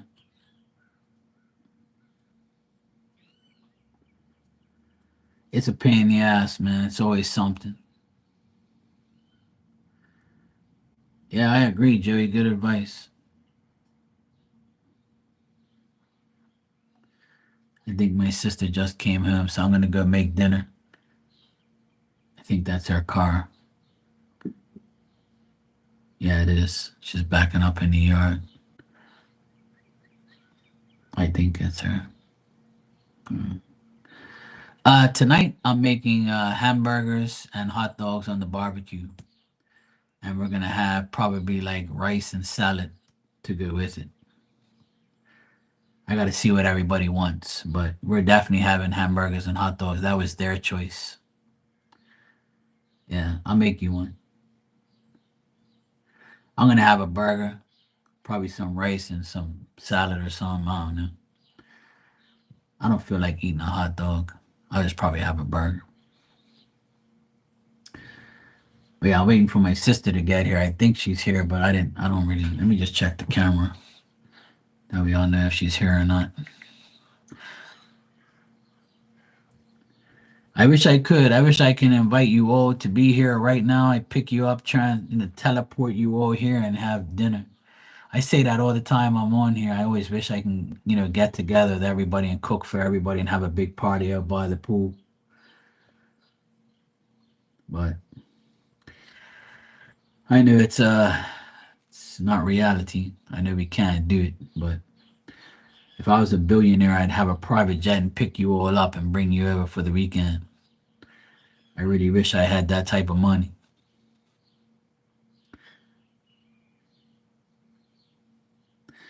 Yeah, it is, but I actually wish I could make it happen. Now, my sister's not here. I thought it was her, but it's not. Yeah, you can hang up. She was a naughty girl last night. I was telling everybody on here earlier that she when we have dinner now, we kind of keep her outside because if she's inside with us and she'll always want to eat what we're eating and she'll aggravate us and she'll start drooling all over the place and we don't want her to. So we leave her outside when we eat now because of her stupidity. So, and she's already eaten, so she shouldn't be hungry and she shouldn't be bothering us. But dogs are dogs. And her, she can eat all damn day. So she was outside for like an hour and we bring her inside after we ate. And she was hanging out in the kitchen with my sister, and me and my nephews were watching TV in the living room. We were watching the game. Then she comes in there, looks at us, squats, and pees on the damn living room carpet. And we were like, yo, yo, yo, no, no, no, no. And then my nephew like shoved her, and then she went, but the damage was already done. She peed on the damn carpet for like maybe 3 seconds. So she did let a good pee there. And then she ran to the door and we let her out and she went outside and we were telling her how naughty she is. We were like, you're naughty. You don't pee in mommy's house. My sister was so mad and I helped her clean up the pee. And that's the first time she's peed inside the house. She's peed in the garage twice, which it doesn't matter because it's on the floor. But she peed on the carpet yesterday for the first time ever inside my sister's house. She's never done that before. That was revenge. All right, love and life, you too. Good seeing you always. I'm glad you hung out with me for a good period of time today. You too have a good evening as well. So she was a naughty girl and she peed on the carpet and my sister was so pissed and I got some paper towel and I cleaned it up a bit and then she put some carpet fresh stuff on there and we washed it out with like some water and stuff and we got rid of it. But it was so annoying. I've never seen her do that before. She's peed in my apartment like at least 5 times, and one time she had like diarrhea and she had like a bad stomach and she did it twice in here. But see, I have tile in here, so it's easy to clean. But when you do it on a carpet, you can ruin the carpet or you can stain it or you have to wash it. Whereas my tile, all I gotta do is wipe it up, put it in the trash, and then mop it. So it's a lot easier. But I still don't like when she does it in here. I want to beat her ass, but But we didn't hit her. We don't hit her or anything like that. We don't. I don't believe in hitting animals. But we told her. We said, "You're a naughty girl. You're a naughty," and she's looking at us like, "Oh shit." I know I shouldn't have peed in there, but whatever. Like Stefani said, it's revenge. You guys ain't paying me no mind. You want to watch TV and mommy's in here washing dishes. Fuck you guys. I'm gonna pee till you can pay me attention. Yeah, I think so. But like, she was outside for so long, and how could you not pee when you're out there all that time? Yeah, she was. She knows when she does wrong. She's outside right now. I fed her around 4 o'clock, and she's been out there ever since. Cause she's been inside like a lot. So I try to leave her out when the weather's good. I leave her outside, so that way she can do her business and she can spend time outside where she needs to be. Cause inside she stays in here from the time I come like after dinner. It's like 8 something in the evening, and then from like 8:30 9 o'clock until the next morning she's in here. Anytime she leaves here is to when I take her out to go pee, and that's it. So she knows better to pee inside. We've told her lots of times, don't do that shit. All she had to do is go to the door, and then we would have opened it up. But she just acted stupid yesterday. Hey Tanya, how you doing? No, she stays outside. Because if she stays inside, then she's gonna pee and shit in here, and I can't have that. So if the weather, it depends on the weather, Joey. If if the weather's storming outside, I would take her on the leash and go pee outside, and then I'll bring her inside. And if I'm gone for like 2 hours or something like that, or 3 hours, I'll leave her inside and make sure she has water and a treat. And I'll make sure like she won't pee or anything while I'm gone. It's very rare that she does that. She does it more at nighttime when like I'm sleeping and I don't hear her or whatever. Um, but yeah, I'll leave her inside if the weather's bad. If the weather's bad, I'll leave her inside, and if the weather's good, she's outside and she'll stay there.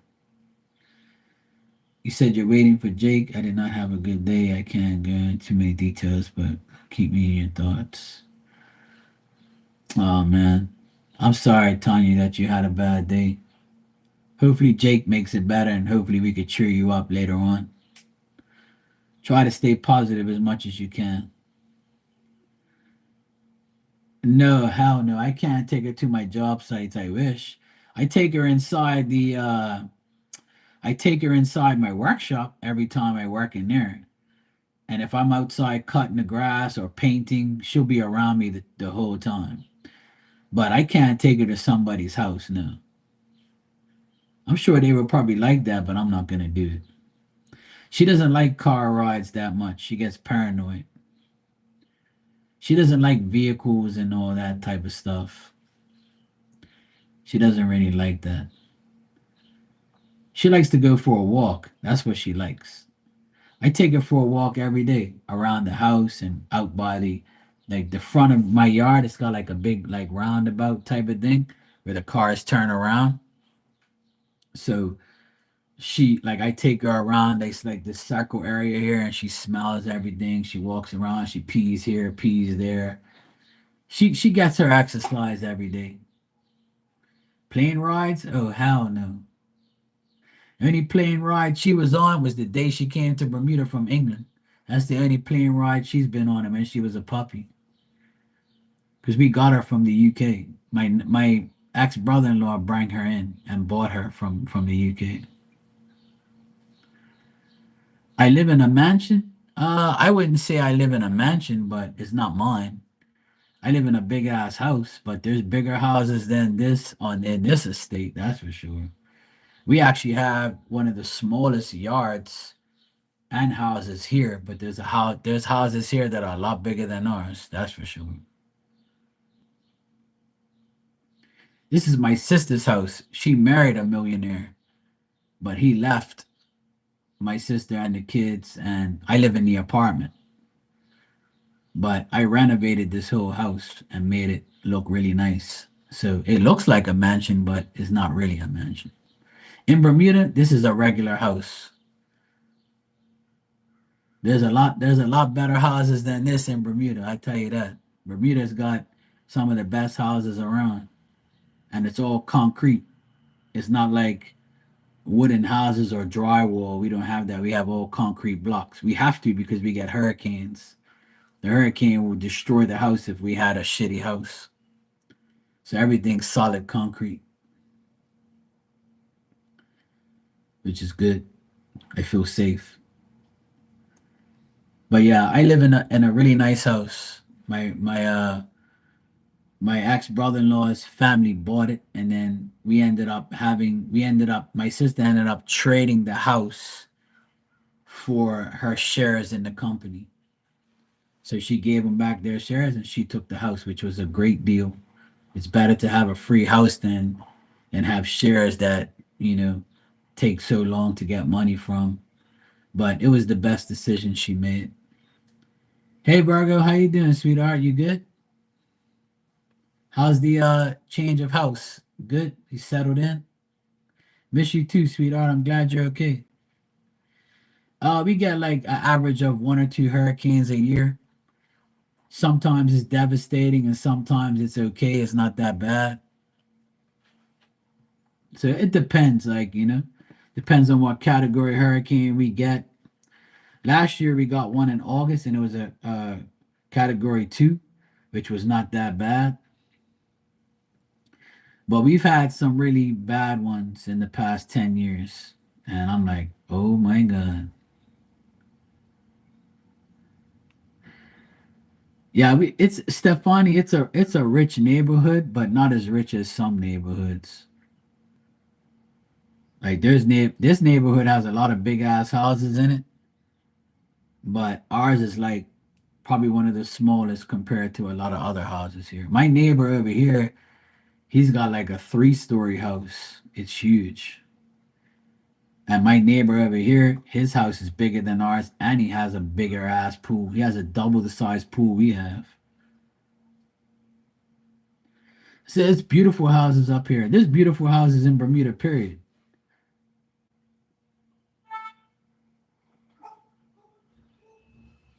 Somebody just beeped their horn outside and Diamond's barking already. Pain in the ass. You're finishing up. Okay, good, Maria.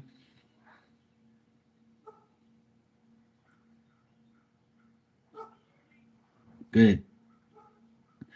Well, my sister didn't want to live here anymore because of the memories and because she shared this house with her ex-husband.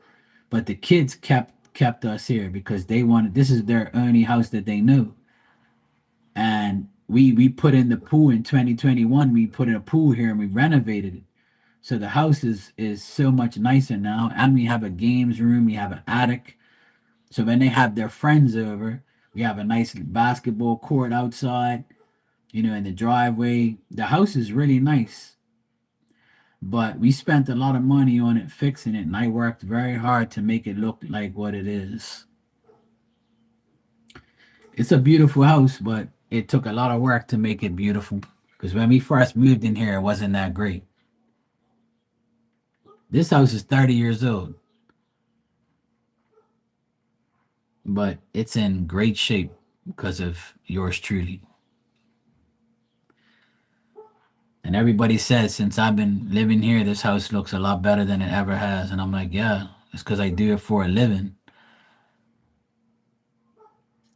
So I don't want to move. I love living here, even though the hurricanes bother me sometimes, but I love being here. This is like it's better than the ghetto area my parents live in.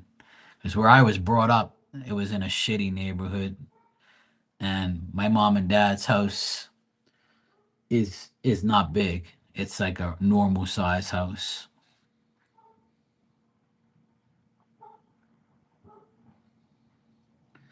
Trying to find a picture so I can show you guys. Actually, on my Instagram, there's a lot of pictures of of the house, but can't remember where the picture is I have of the house. That dumb dog just has to keep barking for nothing. But I renovated the inside, the outside. I also renovated my mom and dad's house.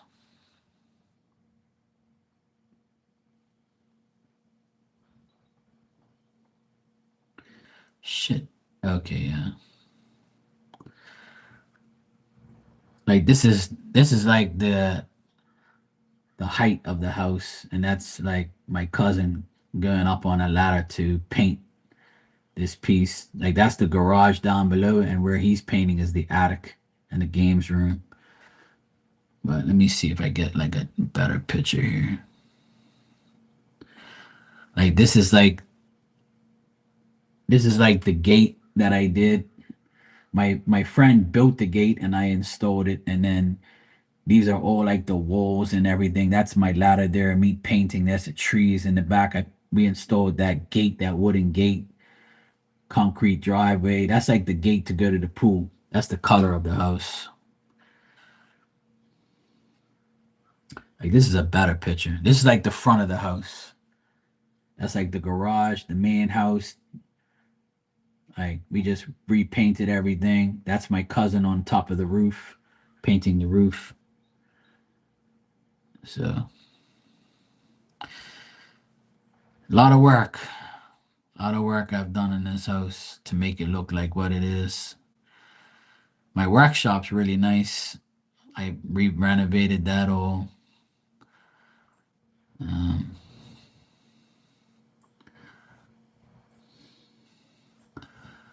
like this is during a hurricane right here. I see the trees going crazy. Like this is the grass area. This was August last year. I see how it's got dead patches in the grass. That was from no water.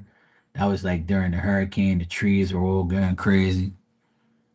And like this is like another picture from like the hurricane. This is the front of the house right here.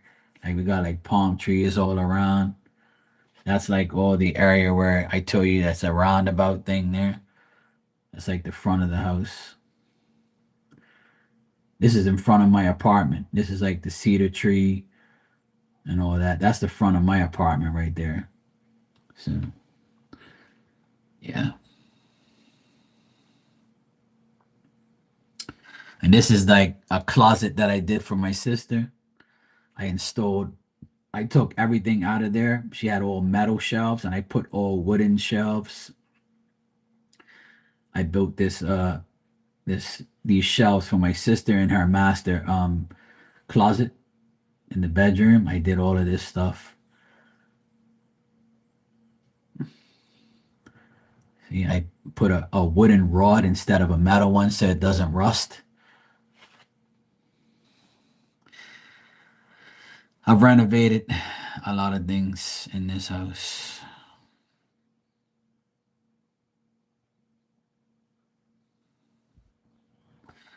This is the back side of the house right here, where the porch is and the furniture and the pool. Diamonds looking at the bird on top of the roof.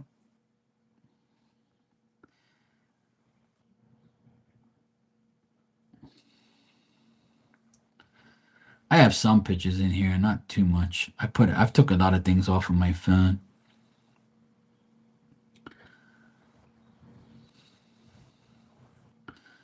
I got too much pictures in here, too much bullshit. I'm trying to find like a picture of the pool, but I don't even have one. I took a lot of pictures off of here because there was too much stuff on my phone.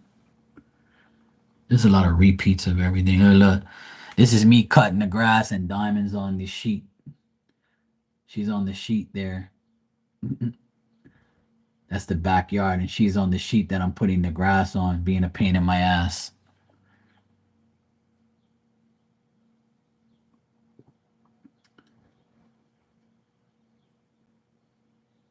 This is my client's house. My main client, this is his house. He lives right next to this is his pool.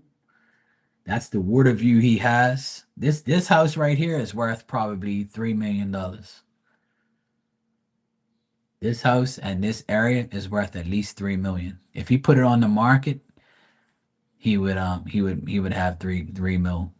See the water view he has? Yeah, this is my richest client. This is my client I've had for years. Yep. I've worked for him for since 2010, so 15 years I've worked for him.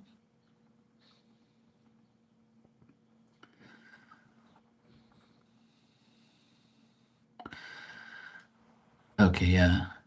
Like this is my pool right here. This is the pool at my sister's house. Yeah. See? I'm taking a picture of a turtle dove. See? That's our pool. And then I took a picture of the turtle dove and he's gonna walk around and he's gonna like go in the pool and he's gonna like try and drink the water or take a bath in the pool. See him? He's like pacing like crazy. He's like, I want to go take a bath. Little turtle dove. He wasn't scared. I was filming him and he didn't even give a shit. Yeah. It's a turtle dove. It's a small dove. Like looks like a pigeon. I was filming him. Look at him. They see his head. He's like dun, dun, dun, dun, dun, dun, dun, dun, dun, dun, dun. He's like trying to go to the shallow end. Watch. I think he jumps in the pool, I think. Yeah, he does, yeah. He jumped in the pool and he's drinking the water. See? Yep, and then he flew away.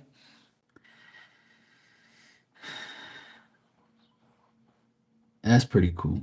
I forgot I had all these pictures in here.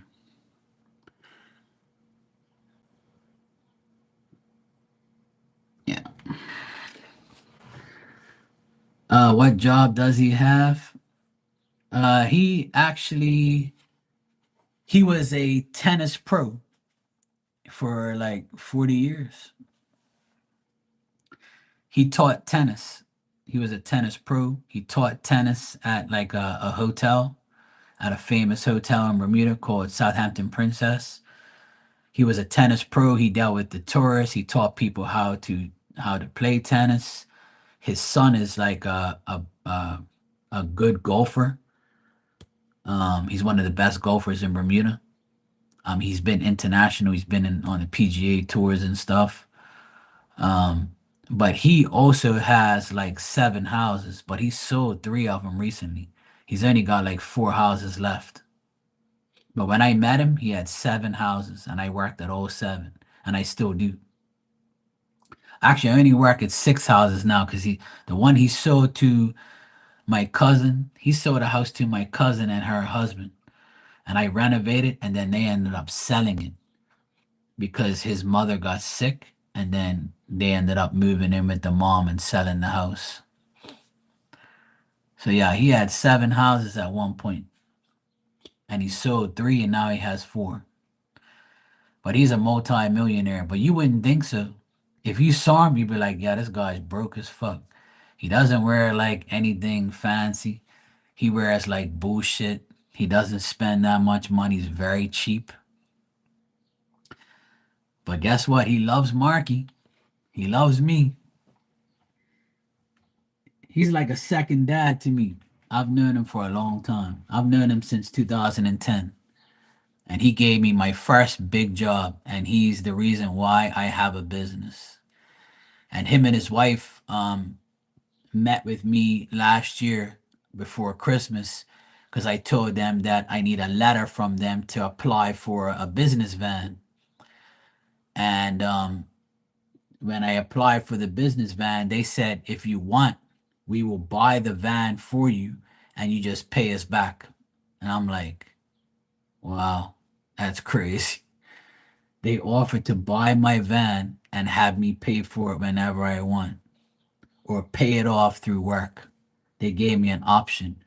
And I was like, that's very nice of you. I really, really appreciate it. But I have the money to buy a new van and I'm going to buy it outright so I don't have to pay nobody. And, thanks to you, I have the money to buy a van. So, but I could have took an easy route out and just paid them whenever I felt like it. But that's how much money they got. They were willing to pay for 40, like giving me 40 grand right off the bat to go pay for a van, the permit, and everything. They were willing to just give it to me and say, you know, pay whenever you want.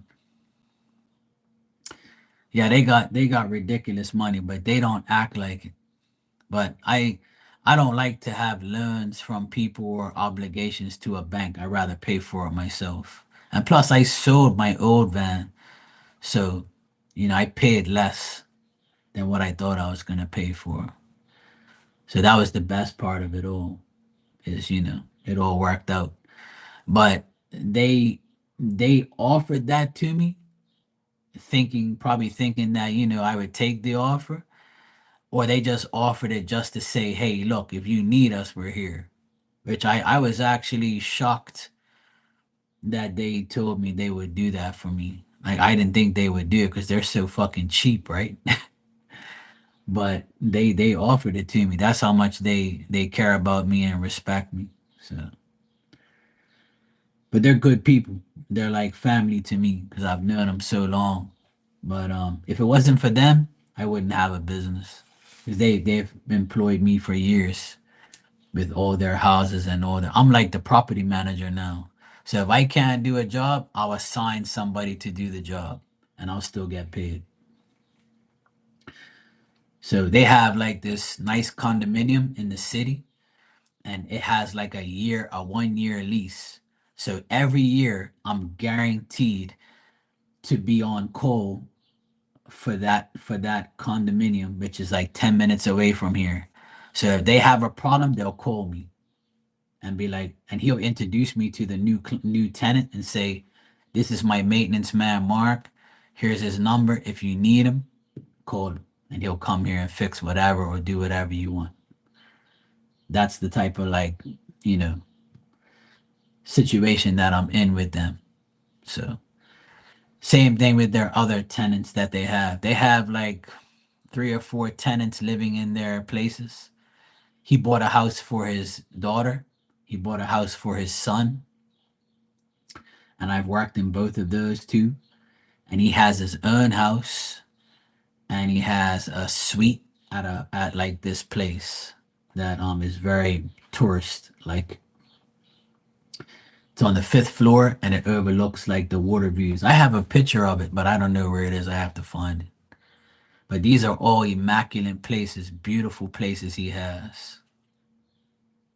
He's amazing. But his wife was an accountant. She's retired now. They're both in their 70s. But they are beautiful people. They're so nice and they're so generous and they're so like willing to help people, and that's why they'll always be like family to me. And I'm really cool with their son and daughter. We're like tight, we're close. So that's how I got the job, through his daughter.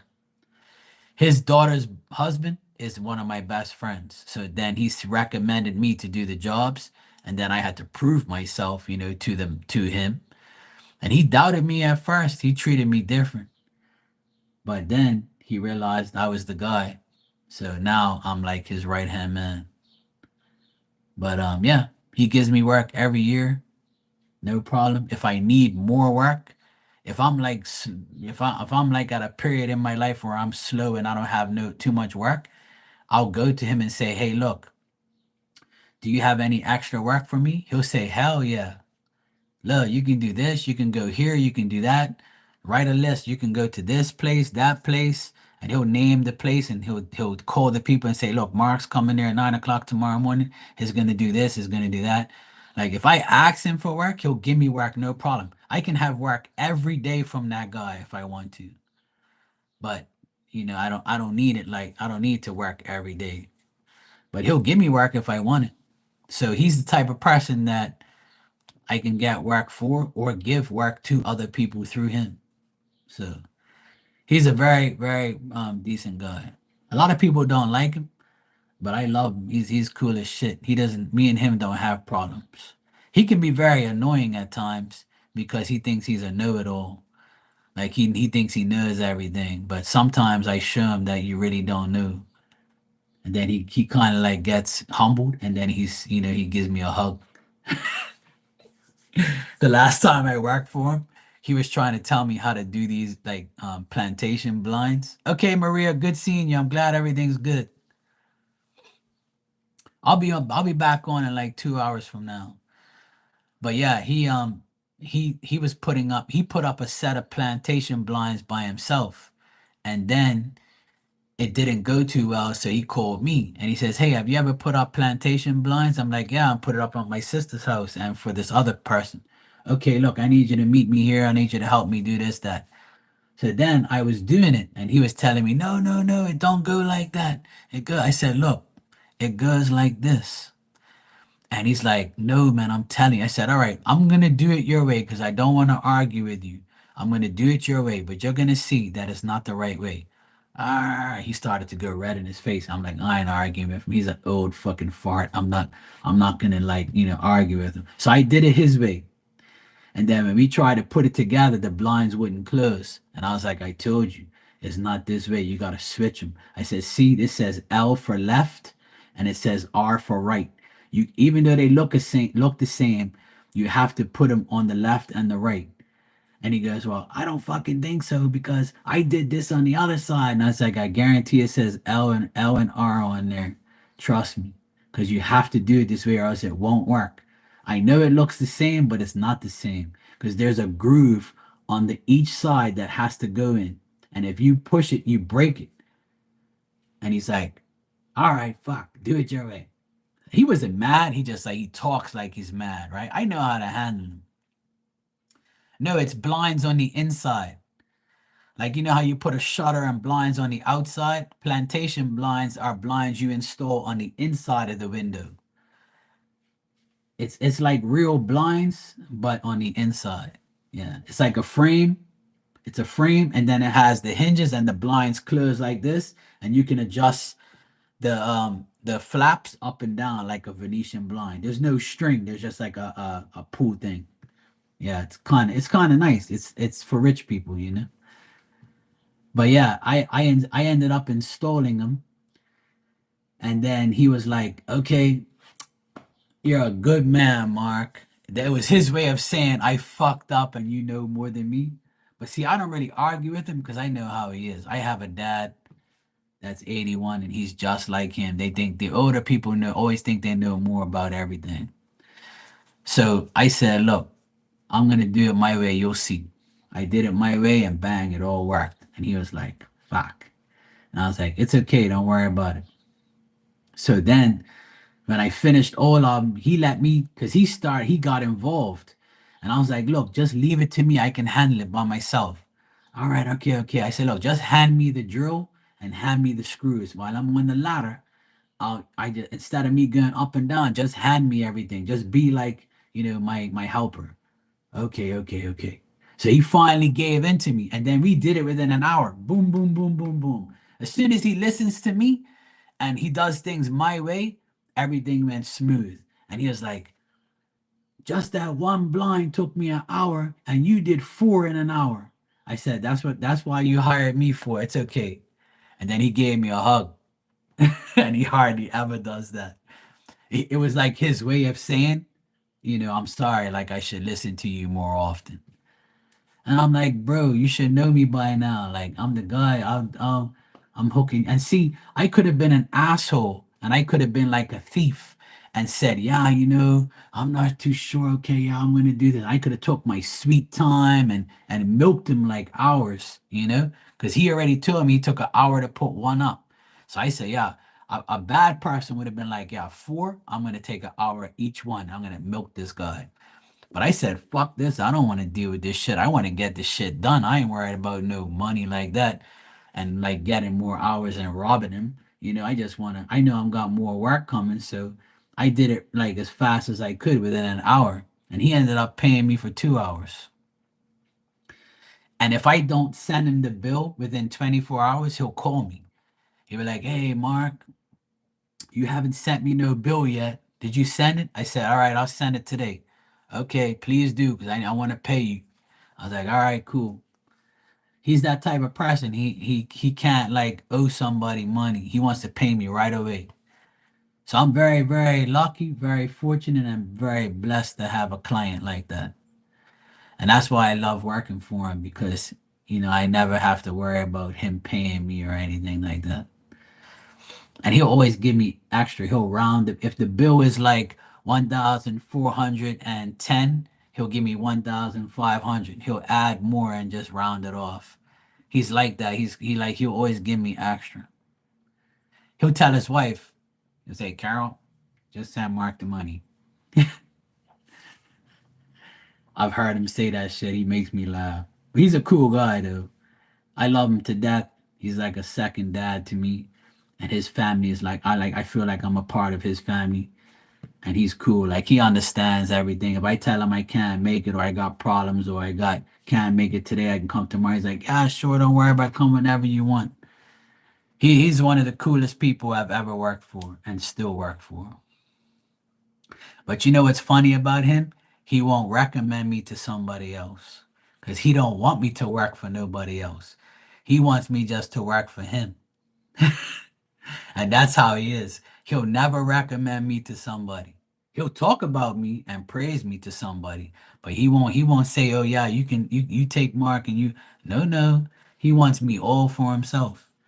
He's already says, "I don't want to recommend you. No offense, I need you for myself. I got too much shit. I got too much to lose because you end up going to these other people and not coming to me." So I'm like, "It's cool. I don't mind." Hey Dan, how you doing? Anyway, guys, you know, I gotta get out of here because my sister just came home. And I'm gonna go make some burgers on the barbecue and make my dinner. And I'll be back in like maybe an hour and a half or 2 hours from now. It's 8 o'clock here almost, so I need to go make my dinner. Yeah, I'll make you your burger, Joey. What you want? Cheese, mayonnaise, ketchup, onions. Yeah, he is, Stefani. He can be. He can be a possessive, pain in the ass. But you know what? He pays me, so that's all that matters to me. Cheese, mustard, lettuce. Okay, no problem. It'll be ready in like 20 minutes from now. All right, I just heard my sister come in the door of the next door, so I'm gonna go. Okay, Dan.